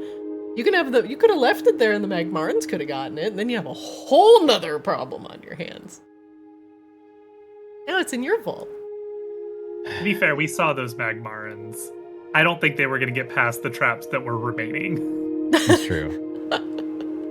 That was just wave one. Eventually, I think they would have thrown enough Magmarans at it that they probably would have gotten it, though with many, many deaths. Many Then there deaths. wouldn't be very many Magmarans left, and we just take them out. What Wow. good's an Obliteratus when there's like 3 of you? The problem, it solves itself. Can't And wield an the obliteratus reality- with one friggin' hand. Ha! And you really just didn't they didn't leave enough room for overkill. You know, that was the real problem with the tomb. Honestly, this is a fine piece of craftsmanship. I would say some would say it's the greatest piece of craftsmanship anyone's ever seen. I wouldn't say that, but I would say it's pretty good. People are saying that. They're saying it all the time.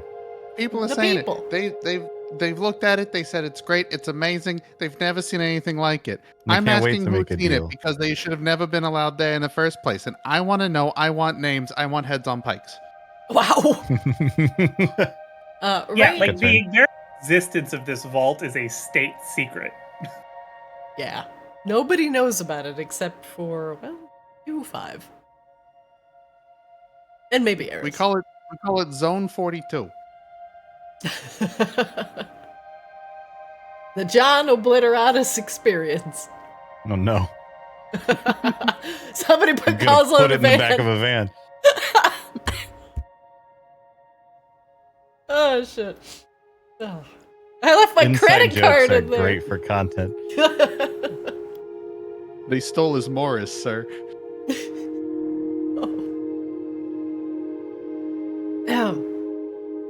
Right. With business settled, there was only one other little thing, Raine, that was bothering you, and that's the Magmaran that you let go, Asala, to tell the other Magmarans that Maginox is willing to work with you and potentially find a way to reopen the ley lines and allow the flow of magic to return to Magmara. But you don't receive an emissary. No one responds back. And unfortunately, your time, at least on this plane, is up. Wangdoodle may or may not have told you about the fluctuations in power from Lucaris's crystal, putting you on a little bit of a clock. It would be disastrous for the Abishai to emerge victorious, and for Arctis to be missing yet another Ascended. It is imperative that you all go to the plains and resolve the City of Brass as soon as possible. Can Raine scribe some scrolls first? Sure, as long as she has the money. She does, yes. It is the spent. She can scribe the scrolls with as much money in the week allotted. Yeah, should be able to get all of them in the week.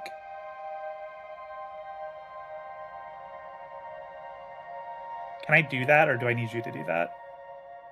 You just tell me which ones you have made, and then you deduct the gold, and I'll put them in your inventory. It is the butterfly effect in the toadstool ring that I got previously. And I don't know, I have this animal messenger spell. It's been sitting here forever. If I can scribe that, I'll scribe that too. It's like only level 2. You scribe it into your spellbook? Yeah, all 3 of them. Is that how the scrolls work? I can just do that. Like I'll learn it. Or is Only it, like- wizards can. Wizards can do that. Yeah. Yeah. That's the difference between wizards and sorcerers. Yeah, sorcerers just learn shit innately. They don't need to go to school. They're just born with it. Maybe it's Maybelline. Wizards have to find scrolls to learn. All right. Like this Now I want to I make a have- wizard named Maybelline. Maybelline. So this scroll I have, I could give it to Raine. You can also read it. So sorcerers can read scrolls. It casts the spell off the scroll, and then the scroll is destroyed. It's like a one-time thing. Correct. Mm-hmm. All right, Raine. What spells are we scribing? One more time. Butterfly effect. Butterfly effect? Butterfly in the sky. Does that one summon Ashton Kutcher? It might. I Summons kind of LeVar bought it Burton. because I just liked what it was called, but it actually is a pretty cool spell. And what was the second one after butterfly effect? Toadstool ring. Dirt magic. Excuse me, fairy magic. What's the difference? Fairy magic is classy. It's like it's like Voss water compared to like Arrowhead, right? So it's Um, like It's like It's- fancier dirt. Yeah, it's overpriced and classy. Hey, Raine, I've deleted Butterfly Is this Effect like a- and Toadstool Ring from your inventory. I see you still have Gate and Animal Messenger. Yeah, can we do Animal Messenger too and just get it out of here? Animal Messenger, and I will scribe it into your spellbook. I unfortunately cannot do Gate yet. But that might be a convenient solution to a lot of our problems when we get there. Okay, Animal Messenger is in your spellbook. Please deduct the appropriate amount of gold, otherwise the scrolls are gone. Yep. Oh yeah, Gate's level 9. Sheesh. Yeah, I've had it for so long. I think I got that in House Styx. They got some. No, it was secret- House Hamaki. That's where it was. Yeah, I think that's correct. Yeah. Gotta give you goals. Big wizard goals. All right. Does anyone have anything else they would like to do for their week off?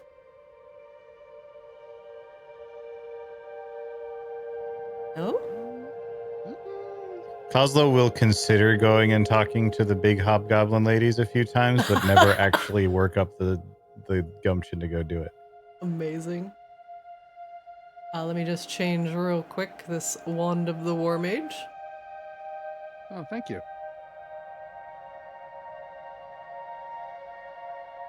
Plus 2 replicated. It's I don't know. This is starting to show some age. Realizing he replicated it. Hang on. Just like slap, smashes it all back down. He's like, all right, let's try again.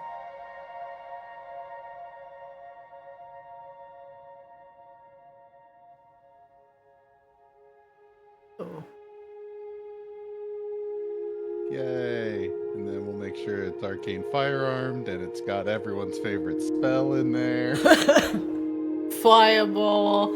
20th fireball, 21st fireball. Hey, listen, if I could make a necklace of fireball, I'd do it. All right, Raine. The time has finally come. A week has passed, and the things in Maginox seem stable enough for you to leave for your next adventure. Power of transporting you and your allies to the plane of Earth is in your hands. Where do you gather everybody up in order to make your final trip? I guess we can just do it from right here. Oh, did you wanna give everyone a tour of the new place? Do we want to? Does everybody want to see the scary death cube? Oh yeah, let's see the scary death cube. Raine's figuring out her spells right now, so if we want to see the scary death cube, let's go see the scary death cube. Yeah, seems good. Just for me, Raine, is the first room the one on the left or the right?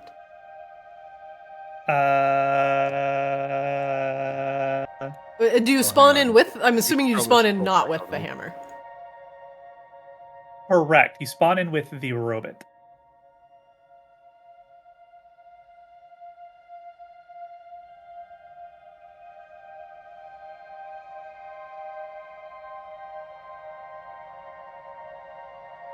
All right, one moment, please. You guys want us to go see the scary death cube? Hooray! Scary death cube. This is the episode Magic School Bus didn't make. Not like this.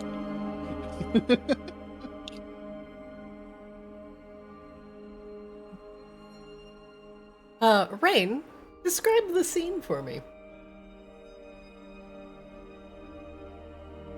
Okay, well, so we actually all come in over here, so everybody come over here.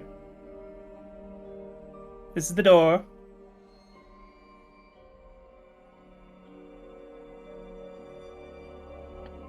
it's important because I'm going to describe what horrors await you every step of the way. Because there's Honestly, also a giant robot right here. Use your imagination. He's there, I promise. Oh, is there a giant robot there? We can definitely make that happen. That's yeah. The That iron was some of the golem finest we craftsmanship built? we've ever done. Honestly, I'm really proud of this one. out of the Ferodian brass. He's there. Oh, he Yeah. is so much bigger than that. Oh no, I guess he's not. I mean, Wait a minute. He's a bit of a chunky lad. Hold up. This room is so much bigger than it actually is. What do you mean? It's only a 30 by 30. Gee, It's bigger on the inside. apparently, 3000 by 3000. yeah, okay. Well, anyway.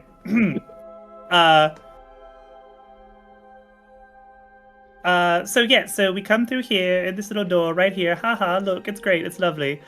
So the first thing that happens is you see these little glyphs here. They won't go off right now because you're all cleared to pass them. But they're going to zap you and remove all magical effects from you, as well as remove the door.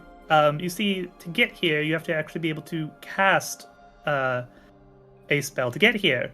It opened this door, and this little glyph will go off right here if somebody unauthorized comes here to immediately seal the door, and whatever poor bastard stepped through is now trapped. With our friend here. Wangdoodle, do we have a name for our friend here? No, I tend not to get too attached to the projects just in case they fail. I didn't come up with one, but we can. Okay, well, does anybody have any ideas for names? Okay, I have one, but I have to type it out because Thank you, Christina. That at least helps. There, he's bigger now. It's important because with the Oh, glaive, he he needs to coming. be able. He needs to be able to reach with his glaive, his giant fuck off glaive that Wangdoodle made. Yes. All parts of the room. It's tactically important. It's Dreon. Look, everybody. Actually, he is using Dreon's glaive, y'all. That is a that's fact. funny. that is a fact. We're repurposing that. I typed out a name suggestion for our friend here in Discord. Our friend, yeah, I love it. That is officially his name. Our friend here. Yep. You need to spell that out, I think, for Christina. Yeah, that glaive does not. Oh, does not look friend proud. here. Oh my god. It's like Mithrandir, but Our friend here. Speak friend and get fucked. speak friend and become entered.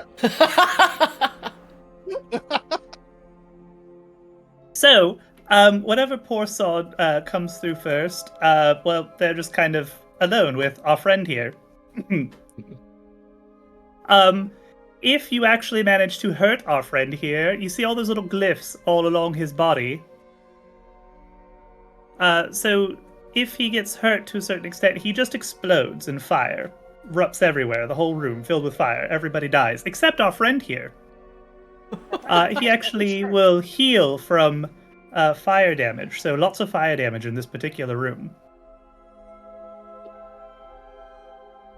Ta-da! It's beautiful plating. It's so wonderful.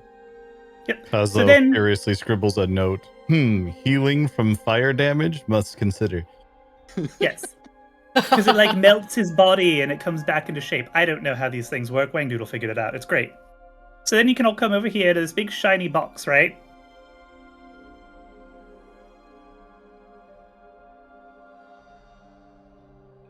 So the first thing that happens here is this box is really locked up tight with magic. But if you're able to actually get inside of the box, guess what? The only thing you're going to find on the inside of it is a glyph that's going to make this entire area erupt into a giant fuck-off black hole. Ta-da! Our hammer friend is actually in the dais underneath the box. And then, if you actually touch the hammer, it's going to plane shift you to another cube.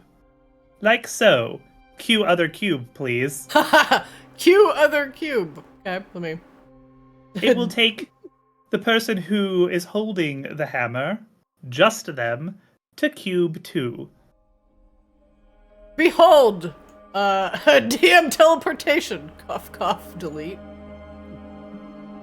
Cough, cough, replays as I will remember to add the teleportation someday. Cube 2.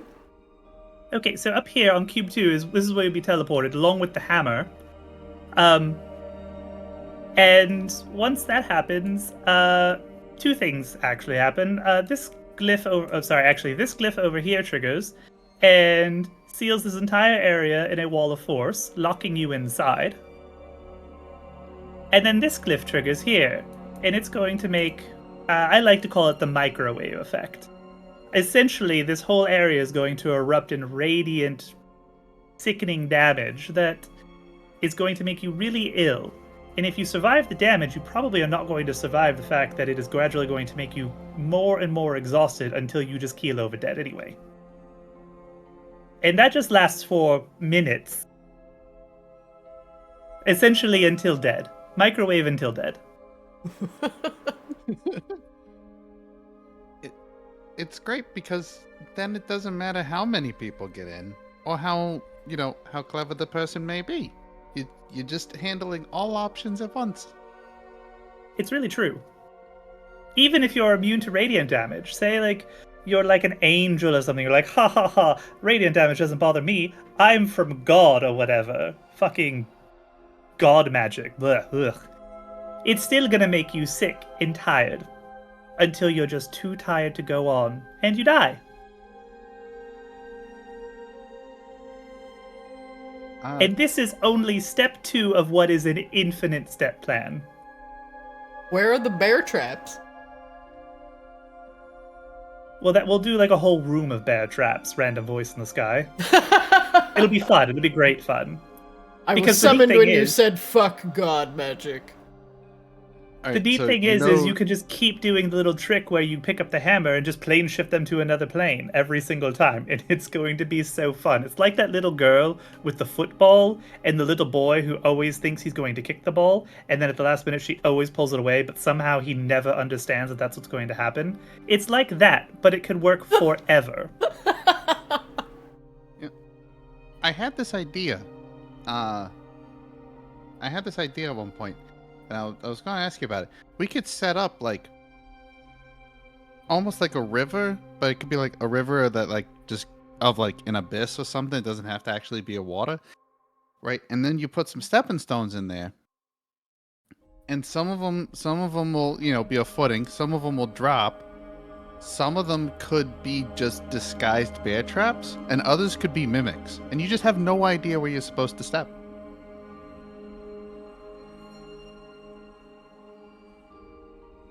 Well, I, for one, am a fan of that idea. So if anybody has great ideas for horrifying trap cubes, we can add them to the queue. The cube queue, if you will.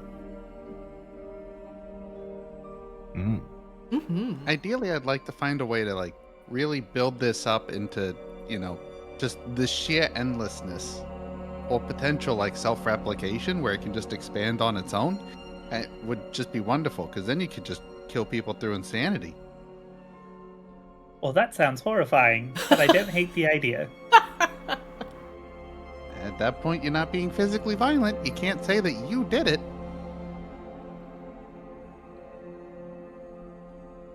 Nope, that's all I've got for now. I think it's good enough for now. I hope. Any questions, comments, criticisms, fine praise? If I've offended you in any way, Queen Raine, I apologize now. Please do not put me in the sickening radiance vault. The microwave Put me in room, the queue, please. period. Oh, the microwave room. Microwave burned for 3 minutes at 50% power.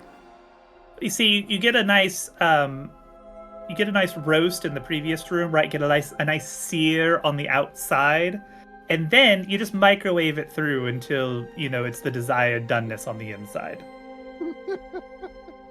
I can love some rotisserie. How to oven roast your enemies.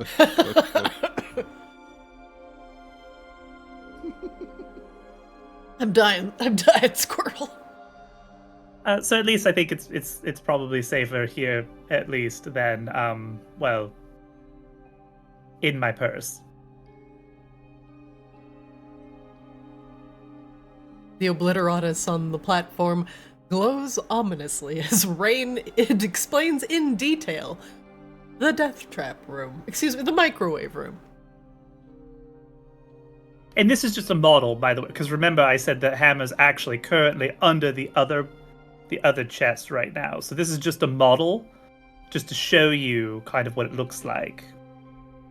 Because you have to grab that one and then you teleport to this. It's a whole thing, right? Mm-hmm.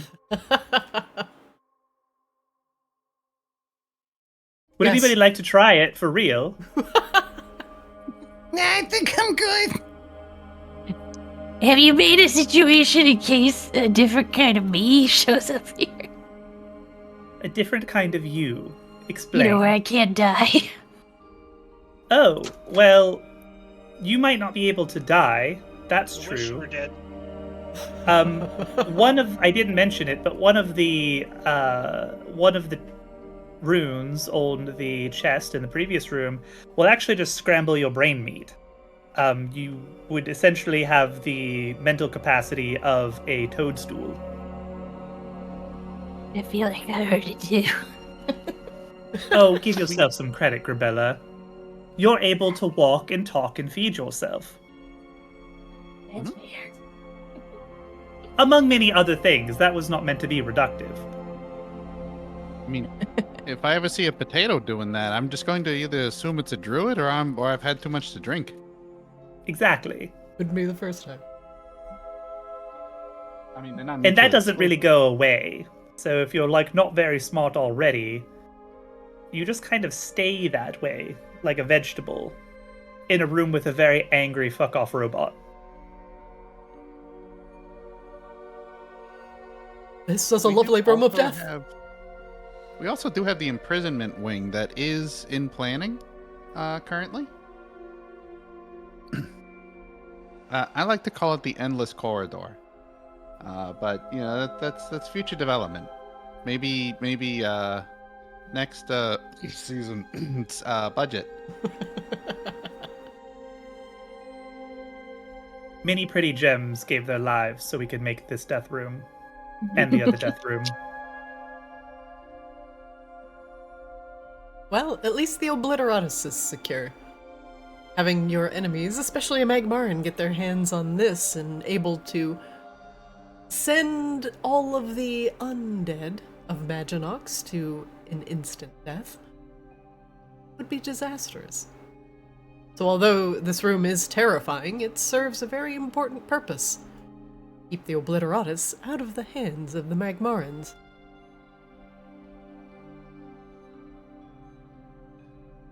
Here in the first place, they need to even know that it exists, and then they need to know an awful lot about the nature of how it was set up in the first place to get here. Which, luckily for all of us, is mostly right up here in my noodle, and Wangdoodles. Ah, yes. So don't say anything about any of this. No one in Maginox has the ability to get in your heads, especially while you sleep. No, nobody. Single person. I mean, Maginox ain't trying to break in. Yeah, true. Wait, I live here! Wangdoodle purposefully did not made sure that he was not always in the same space with what Raine was doing, just in the events. Like, if someone tried to get anything from him, he doesn't have full information. All right, what do we say we have a nice, good nap, and then we go to the plane of Earth, yeah? Yeah, sounds good to me. Yeah, all right. Yep. All right. We could nap in the death room if you'd like. I don't think I would like that. But our friend here. Our friend here. Our friend here. Bid our friend here a goodbye. Just to be clear, Dr. Kozlo Greenfinger is now Lord Dr. Kozlo Greenfinger. I want that on record. PhD. I'm a Esquire. lady. This name is getting too long for the token. All right, That's everybody. what she said. PhD LLC. I'm a person, not a corporation. Excuse me. Corporations are people. Oh my god. That's no. fucking discriminatory. Fucking hate it here. You all return to House Lunesti after Raine proudly shows off her and Wangdoodle's obliteratus protecting rooms of death and explaining all of the complex magical and arcane mechanisms that go right over many of your heads. At least when you leave the vault of the obliteratus, you feel like the mace is protected, won't be used against you, because that is possibly the only thing at this point that can just outright kill Grebella. No saves. Just gone. Everyone can take a long rest. Get your spell slots back.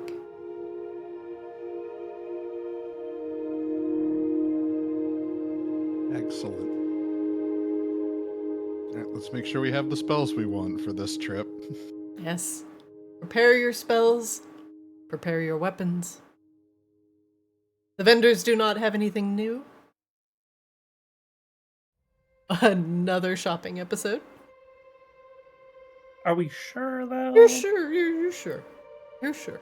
Okay. How long can we continue to put this off? I mean, we can stay in Maginox forever, but that Abishai coming out.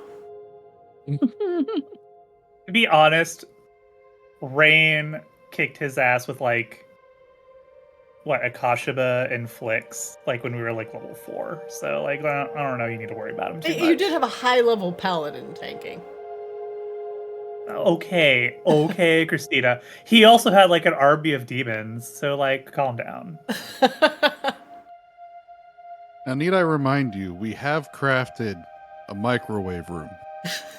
That's true. Yeah, how do demons do in the microwave room? How do demons do when they get their hands on the obliteratus and then gently touch it against Grebella and she disappears? He only needs one round. Well, that's But the how's he neat get thing. out, We just though? put him in the room. Yeah. How to microwave and ascended. 3 minutes on high, turn, rotate, 5 more minutes of 50% power. Yep. It's really important to do the 50% power so you cook all the way through. Otherwise, you're just gonna have a hot bottom of your Abishai. Oh my god. And like the inside's still gonna be cold. Nobody wants that. Who's the I'm hot sorry. top? Okay, alright. No more power bottom jokes. I feel like Hot Bottom would have been a much better store title than Hot Topic. But, Hot yeah. bottom.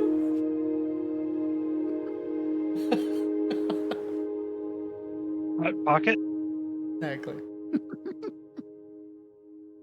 There are no leaders of the house here to wish you goodbye.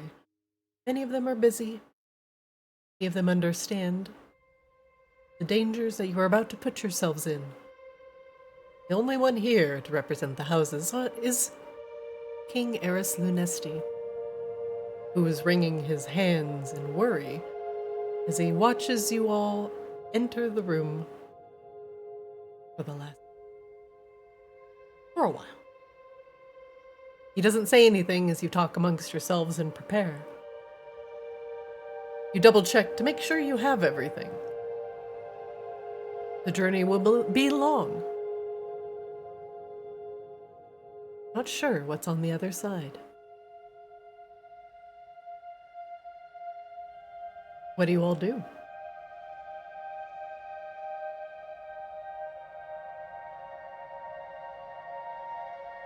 Oh, before I forget, whoever sees Morris next, remind him that he's got to put in for the zoning for hazardous waste collection, storage, and treatment.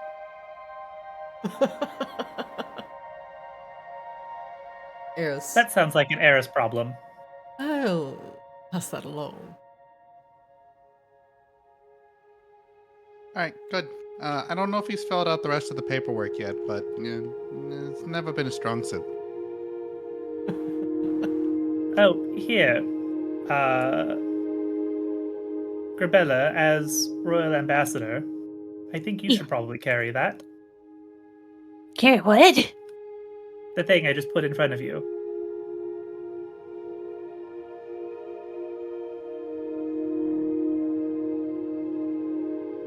The elemental mark thingy. Do not remember what this is, but I will hold it. We got it from the Obliteratus vault. It indicates royalty or some nonsense. I don't know. With your new title, I feel like it falls within your jurisdiction now. Oh god. Good luck, have fun. Ha ha ha! I made you all responsible for things. So it's not only Raine who has to do all the shit. Delegate, delegate, dance to the music. Yeah, that's optimistic. Is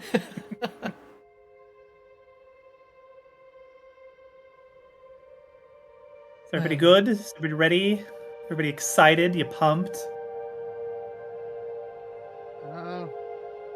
Wangdoodle's just like flipping through his manuals, like trying to make sure that we have useful things for him. Yeah. Yeah, we can just we can get going.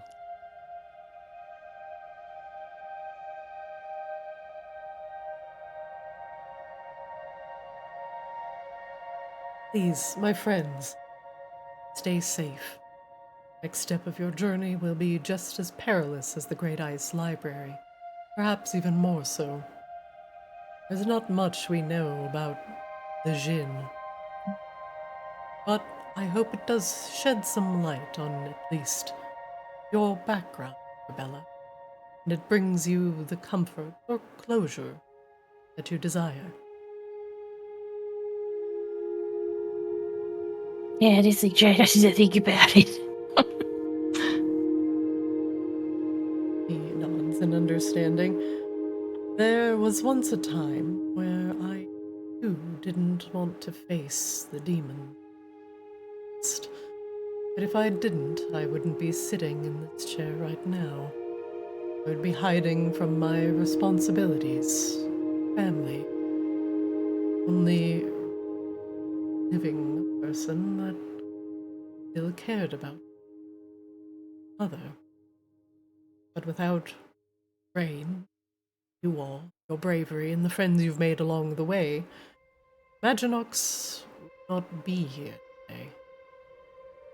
Tiamat most have certainly consumed Arctis by now. Know that what you do now has purpose. I wish you all the best. Go now with the blessings of the houses, and know that things back home be safe. Unless we fuck up. Yes, don't do that.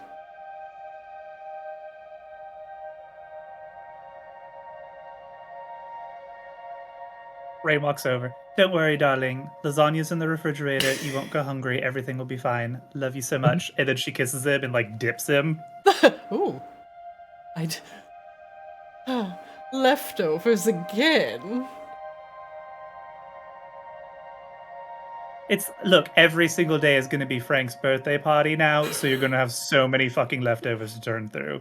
Oh, I can only eat cake for at least 1 week, possibly 2, make it quick. Give him a pie birthday party then. Like, mix it up every now and then. Hey, what about a cookie? Does he even like eat things? I don't know. We're That's going why to there's try so a many lot of leftovers, things. Kozlo. Maybe I'll get him a cookie cake.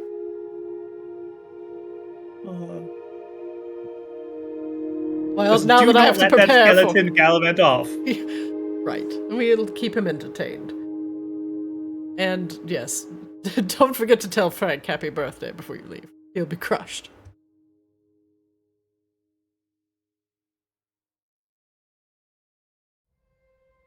I guess we should go find Frank then. Who's doing every possible thing we can to not continue. No. I'll tell Frank happy birthday. I'll even forge some cards in your name. Is that alright, Sea Swab, if I forge your signature? No.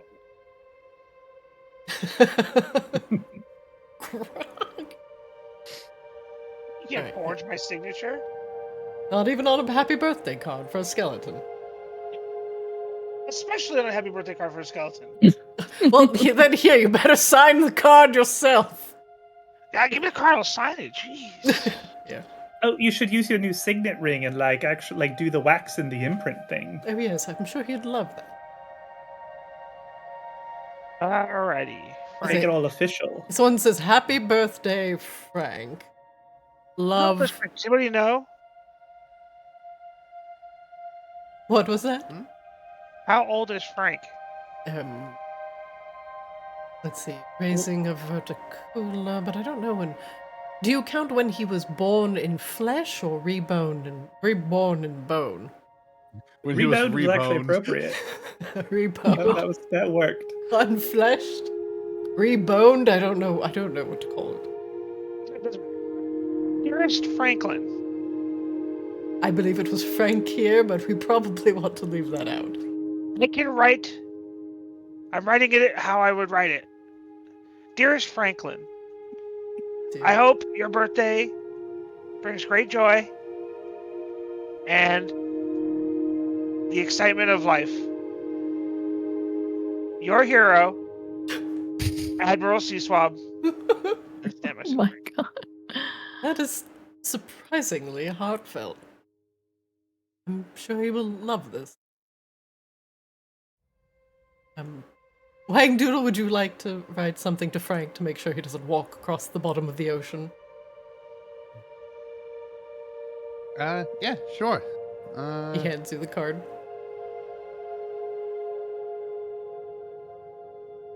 Dear Frank, thanks for being the backbone of this fine organization.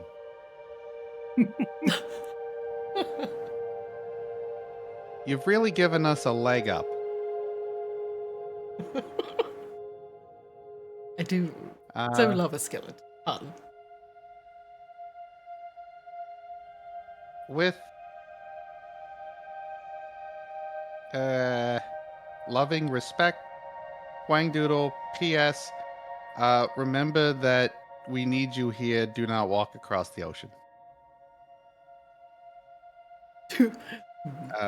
EPS. It just personally for me, I couldn't really tell that you were winking. You might want to look for something else, but you know, keep doing what you're doing. Very good. Very Okay, good. yeah, there you go. Excellent. Very heartfelt.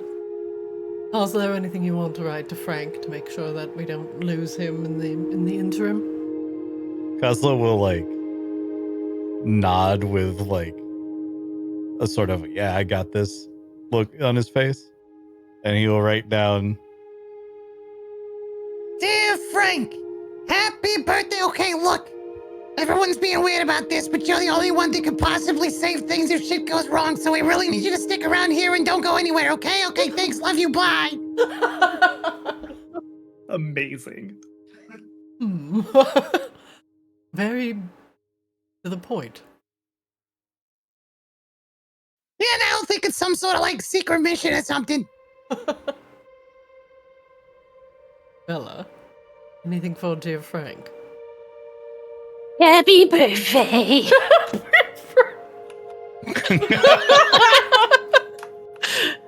Very simple. Oh, perfect. Apt. Wonderful. Draw like a little smiley face at the end. Raine, did you sign the card? Do you want to sign the card? Oh, sure. Raine signs like a yearbook, "Have a great summer," but HAGS. XOXO heart Raine. Yeah, it's great. He'll think it's like a code or something. It'll take him so long to figure it out. Yes, I won't tell him what XOXO means. That'll keep him puzzled for days. Oh, that part's definitely from the Iron Maiden. You can tell him that. He waggles his eyebrows. I honestly think that thing is the only thing keeping him here. Yep, well, that's weird, but not really a surprise, I guess. He holds up his hands like, didn't do it, I'm innocent. I mean, she is really fucking hot. Frank is in your walls trying to get to the Iron Maiden. Hey. Call me.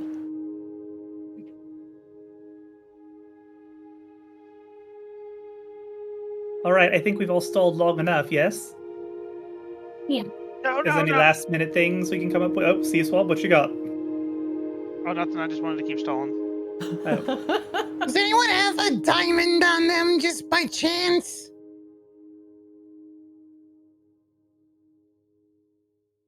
I have a topaz. No. Oh.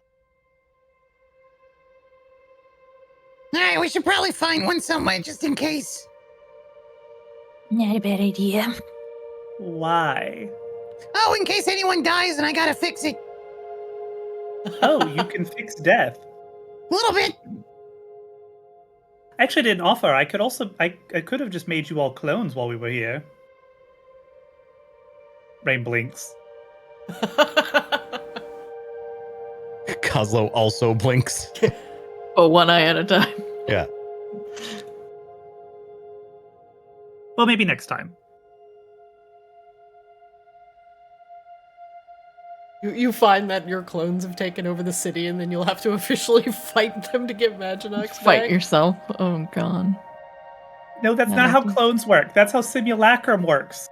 Oh my Which god. Raine also has. Oh shit, that's it. Simulacrum, come here. You're coming with me this time. We're gonna put the thousands of gold worth of gems we put into you to fucking work.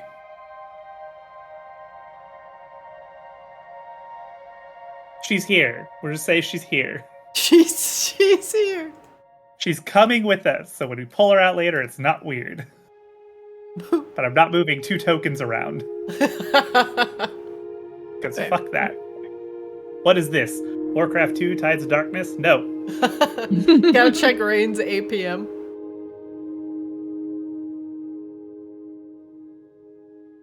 Alright then. Fair weather and safe travels. I don't know much about the plane of Earth, but I assume it would be very earthy. Ugh, like being surrounded by literally dirt magic. All the time. Like it's all it is. It's just magic dirt. The dirt's not that bad. But dirt magic, Grebella. There. Okay, everybody come over here, hold hands.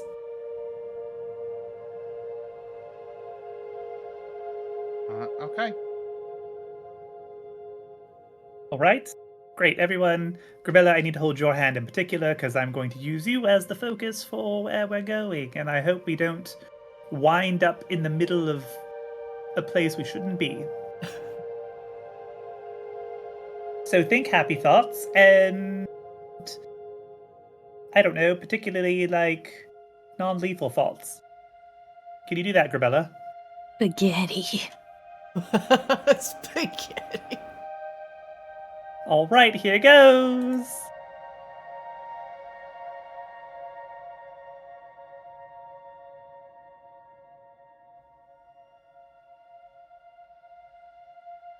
Right. One moment.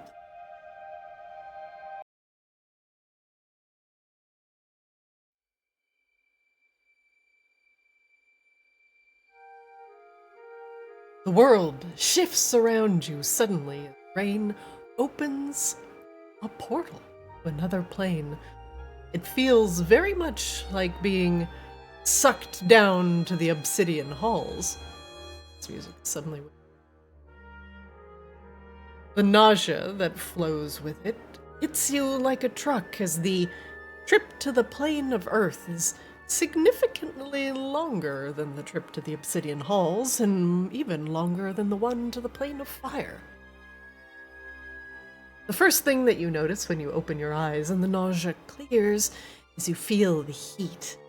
The oppressive heat and the sun shining down upon your face. You are all so used to being encompassed in the cloak of darkness of Maginox. The sun is momentarily blinding. You can actually feel your pupils contracting as they attempt to focus, squinting away the bright and oppressive sun that bakes overhead. Sand is underneath your feet. Kind of shift your weight back and forth and find yourself sinking slightly. The ground is not entirely stable here.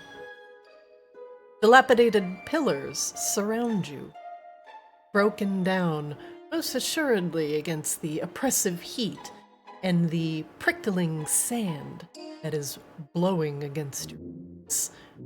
Stand in the middle of what appears to be a ruin. Is this Lavish? As you look around this arid desert. Turn down the music. One more take.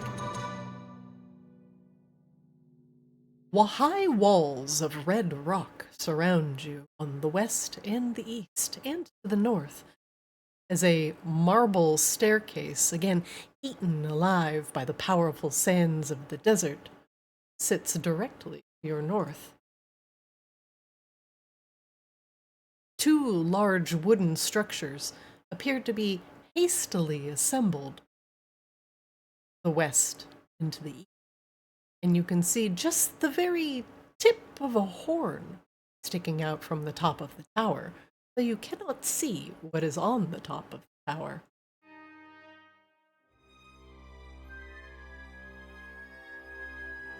Voices, loud and angry, can be heard echoing through the canyon, somewhere to the northeast.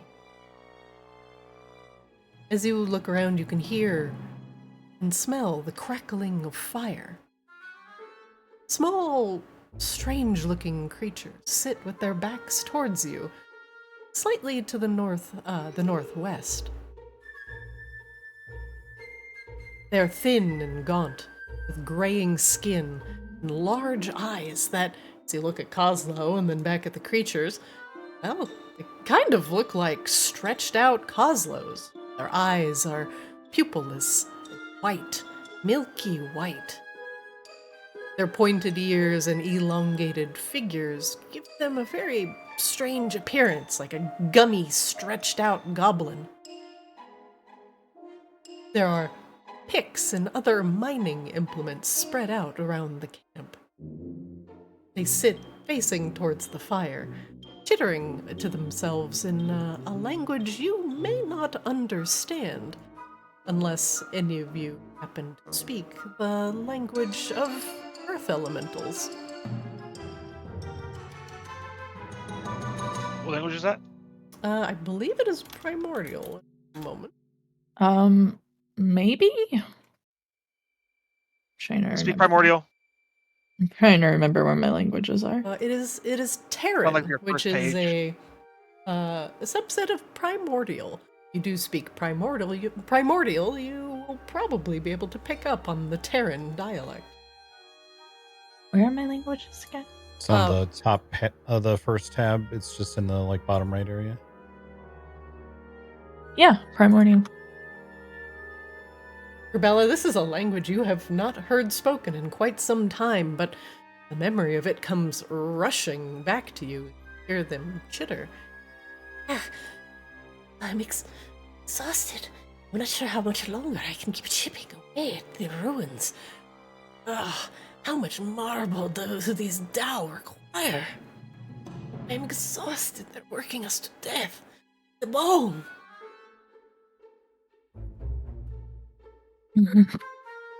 Grebella will relay what the guy is saying.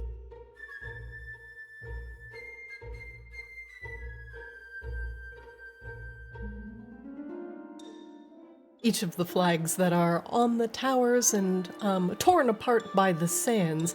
One also very cautiously set up near the stairs to the north, proudly display a strange, squiggly sigil.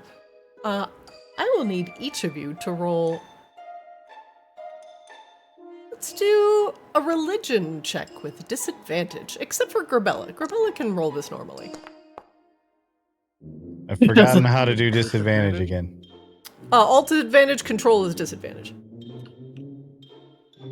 Or you can roll twice.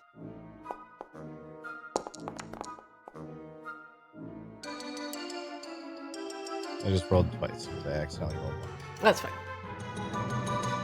Did I get a 21 on a disadvantage? Holy shit. Yeah, wow, you rolled a 20 and a 16. Kozlo's getting nice. 17 on disadvantage. Good. Nice. Kozlo and Raine. You look at the sigils. They remind you of something. Maybe something in passing that you saw in Vicaris, or possibly in the vault of Vicaris. Vaguely Magmarin. The squiggles look like the side of a rocky mountain. There is a small triangular piece on top that reminds you of a pyramid.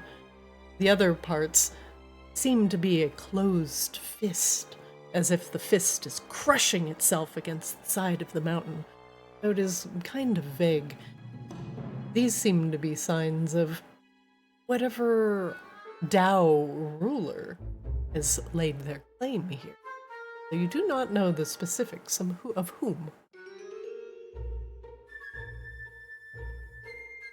Raine, this should have probably taken you to whatever chamber that Grebella's wish or curse, whatever you wish to call it, was placed upon.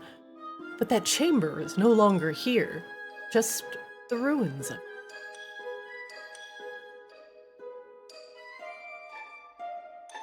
Raine relays this. I think we're actually in the chamber we saw, or what was the chamber we saw. That might be what these ruins are, Grebella?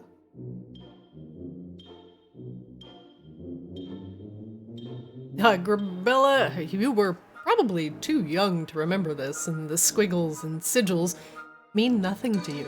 You may have forgotten it in one of your past lives.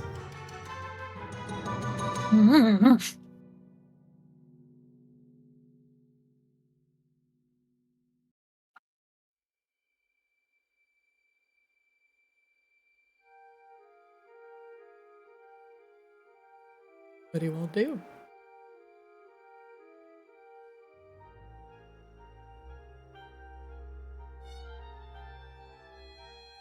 So these guys are just kind of chipping away at stuff? The ones over here, at least at the camp, seem to be taking a break. Their picks are down, and they're looking kind of just into the fire. They don't seem to notice you yet. But these hastily assembled towers, the ones to the west and east, the ones with the big horns on it, are most likely guard towers. Probably have scant moments until you are seen.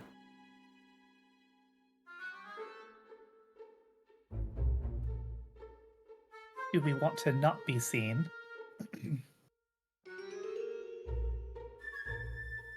I don't. Are we not welcome here? Probably not explicitly, but we are here on a diplomatic mission as well, so... What does our royal ambassador say? I don't know, all of this is very confusing. My brain knows some of it, my brain doesn't know the rest.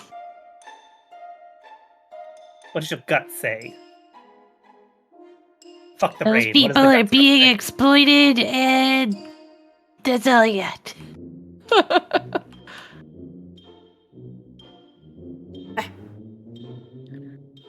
All right. As you sit for a moment and talk amongst yourselves, There's a creak coming from the top part of the western tower. Eh? You hear, eh? What? You five, down there. Who are you? What brings you to our camp? You see just the tip of the gray head of whatever this small creature is, though his head looks like it's been chiseled or chipped away, as if he himself were made of rock. His Do we milky know white who we're eyes. looking for? I'm sorry? No, sorry. Go ahead. I'm sorry. It's like all you see from the top of the tower is the broken piece of his head, tips of his ears, and his milky white eyes. The noseless face gazes down upon you, and you see just one accusatory finger pointed at you as he demands to know what you are doing here. Kozlo just look around for a second, like, what group of 5 is he talking to? It couldn't be us. Sea Swab, here on the plane of Earth, you need to find the warring Jinn that are warring over the city of Brass. The only Jinn that you know of directly is Grebella's grandfather, who you know of via the Great Ice Library. His name? Great Khan Wangdoodle Ironvein. So Sea Swab will hold up a hand as in like in a friendly way. And in Primordial, which I also speak and can read and write. Oh. Like, I guess it'll be bad Primordial because it's probably like not the dialect, but he'll be like, we're looking for Khan Razagul. What? What? Say again. Your primordial's a little rocky. Grebella Is it like will a try Minnesotan to. accent? Is that what you've got going on there, Yes. Sea Swab? Yeah. Oh, I'm here to see the con, eh? My Side note sweetheart. is I've gone down a rabbit hole where people redo scenes from like movies where it's like if it was an Alberta accent and it's like the Sorting Hat from Harry Potter and stuff, and it is hilarious. But anyway, what was Grebella will try to- grandfather's name again? Can you say it? It was Khan. Wangdoodle Ironvein. Yeah. Razadul Ironvein. Razadul Ironvein.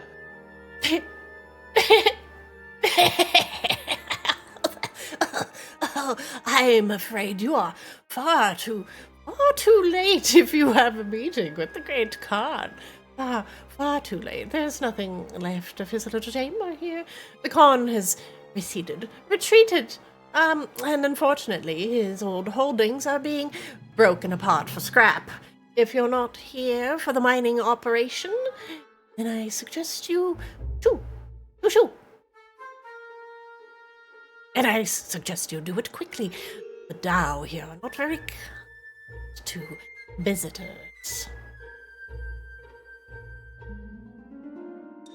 There is no Khan here. Did you not hear me? Is your ears full of sand? There's what? Sand, full of sand. Oh wait, I can't actually even talk to these guys, can I? Yep. Oh, all you We're hear. beholden I to can't- Grebella and Sea Swab. Understand your accent? It just sounds like two rocks being rubbed together and then occasionally clapped together. At least the clapping kind of sounds like laughter. They're saying he's not here. We've missed our chance. Well, do they know You what are- he is? Yes. Well, where is he now if he's not here? This is the granddaughter of the Khan, the great dragon Grebella. Doesn't look quite like a dragon to me. It just looks like. Kind of tilts his head. Well, He kind of scratches his chin. slight resemblance. Well, if you are who you say you are, I'm still afraid you are quite so many years too late. The Khan is no longer here. He has taken his holdings deep deep underneath the sands. Sorry, the disgraced Khan is not here. How is he disgraced? Oh, I'm afraid. Well, you should probably speak to the Tao. Okay, well, where are they? You can find them just inside, up the stairs, of course. We're just trying to get our bearings and figure some things out. What'd you say your name was, by the way? I am Pech. That is all. We are all Pech. Are you like Peck 1 and that's Peck 2, or? We slaves do not have names. Perhaps vermin or cretin or vile thing are common things the Tao like to call us. But Peck is fine.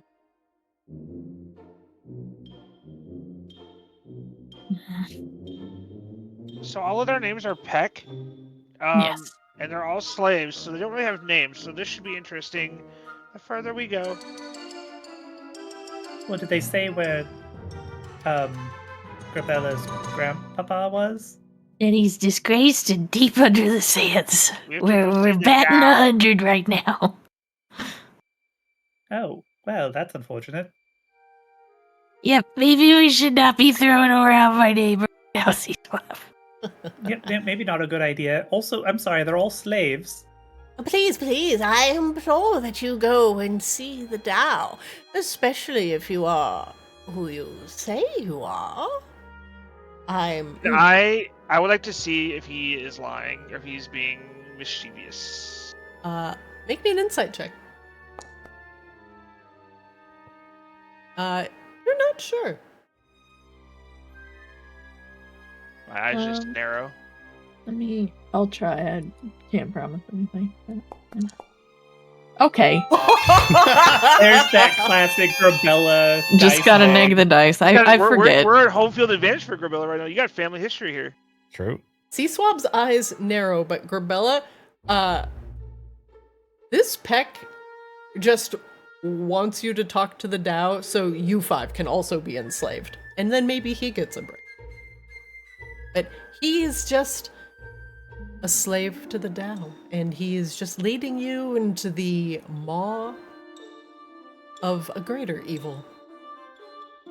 Yes, Here's go. what we're gonna do, little buddy. A little family reunion, yes. Oh, granddaughter of the great Conradul Iron Vein. I'm sure there'll be Where is he? He's overjoyed. over to the left. He's here, on right? top of this tower. Oh, on top of the tower? yeah. I cannot see anything on top of the tower. It's like 30, you can't see him because he's so short, Yeah. and it's like 30 feet up. I would like to wings Okay. and fly up to his face. Okay, I will put you up there. Eh. Ha! What?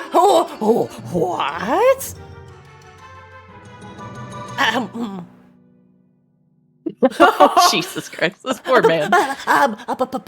You're gonna tell me somebody actually useful, not somebody that's gonna try to do to me what's been done to you, which is something that could potentially be worked upon if you actually give me good information. You see, I am a lot of things that I say I am, including I could just turn into a dragon right now and squish you in this entire tower. But I think we could come to a better agreement than that, don't you think? Of course, Mistress Iron Vein. Of course. Yes, just. Yes, I am but just a weak and pathetic minion of the Tao, forced to chisel away at the Khan's previous holdings and deliver the marble, well, underground. We've been working tirelessly. Please, don't hurt me. I'm just a cretin, a vermin. You're probably not a cretin or vermin, but the more I know, the more I could go do, and the more I could go do, maybe see that whatever's happening here isn't happening anymore. Of course. He kind of glances behind him at the giant horn on the tower, and then back at you, back at the horn, and I think he's figured out that you will probably kill him before he can blow that horn. So he Oh, I just... am absolutely faster and stronger than you. Let's just keep talking. Yes, I do enjoy talking, yes, and not the whips or the pokers or the chisels. I do hate chisels. Look, I don't want to hurt you. I just want information so I can make things better and figure out stuff for you and our people or whatever the heck has been going on here for the last bajillion years while I've come back to life after being dead again. The Tao, the Tao, they fight, they war, they constantly quarrel, and unfortunately, Wangdoodle Iron Vein, well, he lost his campaign in the city of Brass, and he lost here the great Raine. And now the other Tao scrape and try and chisel away at his tattered houses, breaking them apart and selling them for scrap. They've put us to work, enslaved me and my people, in order to get as many valuables and find them as we can. But there's... You're saying it would be better if things were the way that they were? At least Pech would be free. Not enslaved by the Tao. Grebella will turn and explain this and, comment to everybody else. Please, Mistress Ironvein, there is a Tao here, but just not of your particular... If you, talk some sense into them, the other Pech would surely be very thankful, and then we don't have to take to the chisel anymore. What do you guys think? Should we start stirring up crap here right away? So we're here less than 5 minutes, and already we're looking to start a slave revolt? I mean, that sounds kind of like us, right? No, that sounds entirely on plan. Look, this is the role you gave me. You can't expect me to just not.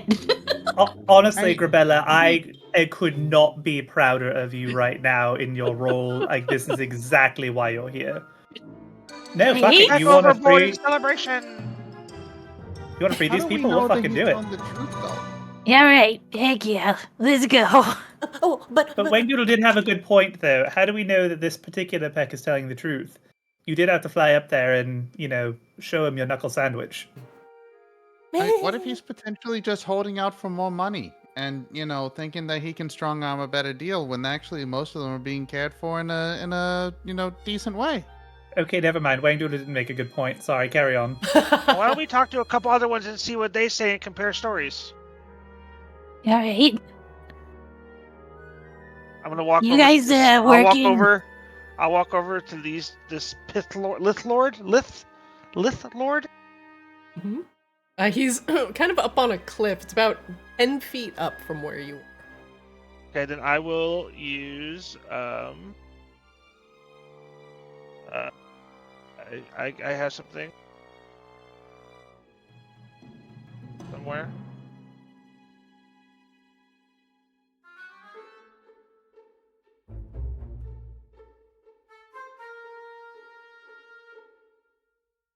I have my little thing that lets me fly 10 feet up.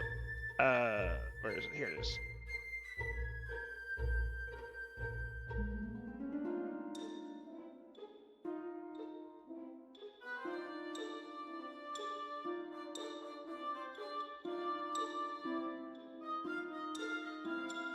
What do you think, Sea Swab?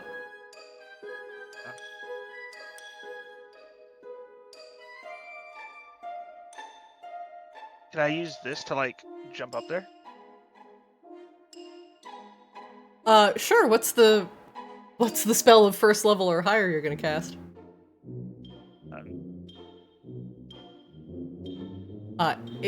I believe Minor Illusion is a first level spell. I think, or is it a cantrip? Let me check. Minor Illusion? Cantrip. Cantrip? It is a I'll just cantrip. playboard myself. Okay, that's fine.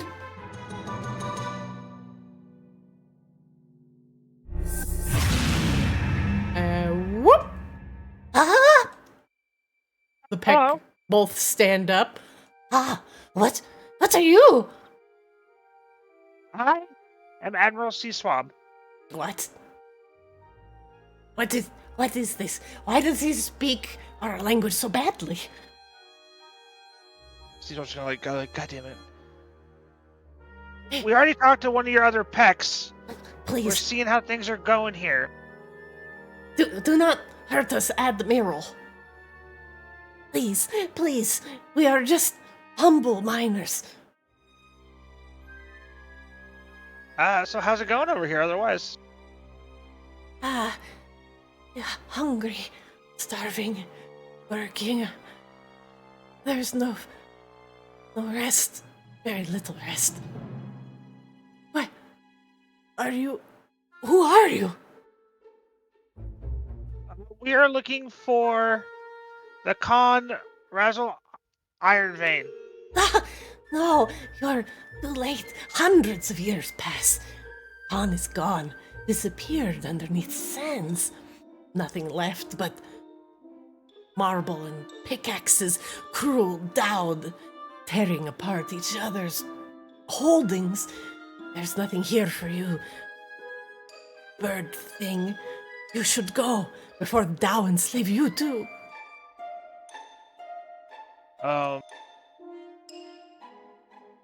What did the other one say, Grebella, that we would want to verify to see if he was lying about the Dow? That is exactly pretty much what he said, just faster and kinder. I don't know what we're confirming, but Please, we do not wish to fight you. We have nothing but to offer but stone, marble, rock. I found. Oh no, I found. Give him the paper.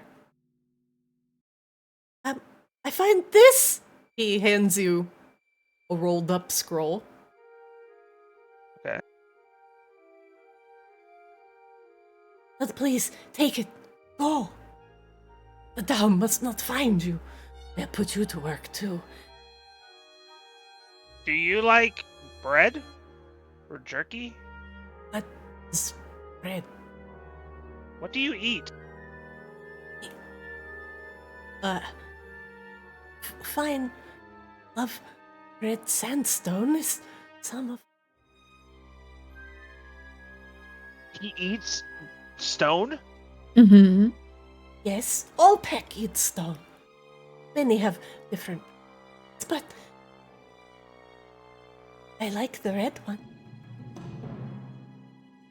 But here, we find this amongst the ruins. Surely you are here for knowledge. I give you a little knowledge. But go! The Dow, she has giant beast of burden and smaller beast of burden.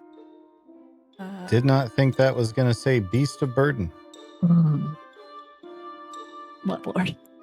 Are you able to read that, Sea Swab? When I click on it, all it says is genies and elemental menace, and that's all I can see. Okay, let me give you let me change the permissions. I was gonna give him some like rations that I had, but if he eats stone, I don't have anything made out of stone on me. He seems to be surrounded by stone, so Yeah, like this is like you live in a gingerbread house. Yeah, not all stone is for eating.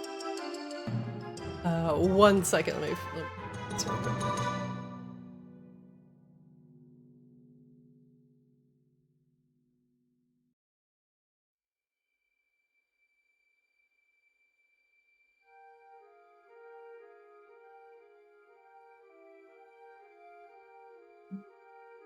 Barons.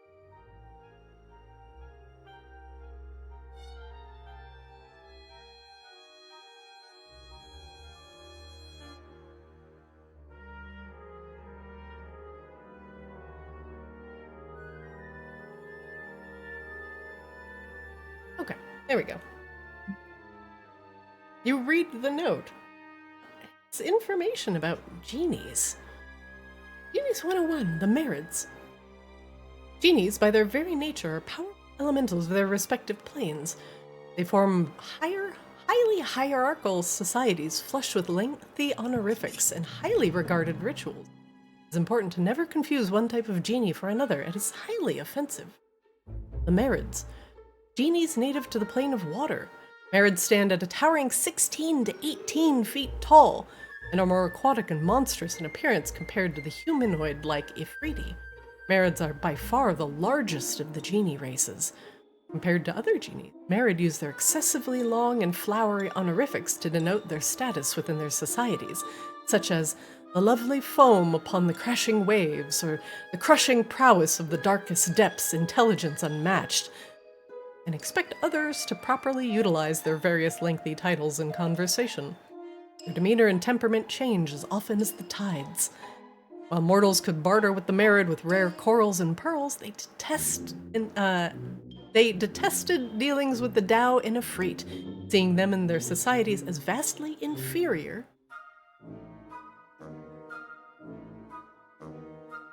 Ah, yes. There. Go with gift of knowledge, and know that thou are certainly not your friends. We will pause it there, as it is a little bit over time. That is where we will end current session. Before you get any further into the Shattered Cave. You are now on the elemental plane of Earth, and things are not good as a bunch of enslaved Pech are being commanded to mine at the behest of a Dao. We'll pick it up next week. More Arctis. Welcome to the elemental plane of Earth, everybody. Hooray! Hooray! All right, that's it for today. I will see you all next Monday. Sound good? Yeah. All right. I may not be here next Monday, but I'll let you know. Okay, let me know. Otherwise, have a good evening, everybody, and I will see you next week. Good night, all my lords and ladies. Yeah, good night. All right. Well, that is it for Arctis today. Oh. Thanks for watching. Well, things are already escalating quickly on the elemental plane of Earth. Seems like Khan Razadul Ironvein has retreated deep underneath the ground, and the other Dao are picking off at his holdings. Let's see what happens next week, but make sure you follow the channel so you get updates on when we go live. Arctis Ascended goes live Monday at 6 o'clock p.m. Pacific every Monday. If you've missed an episode, catch up at ArctisDD on YouTube.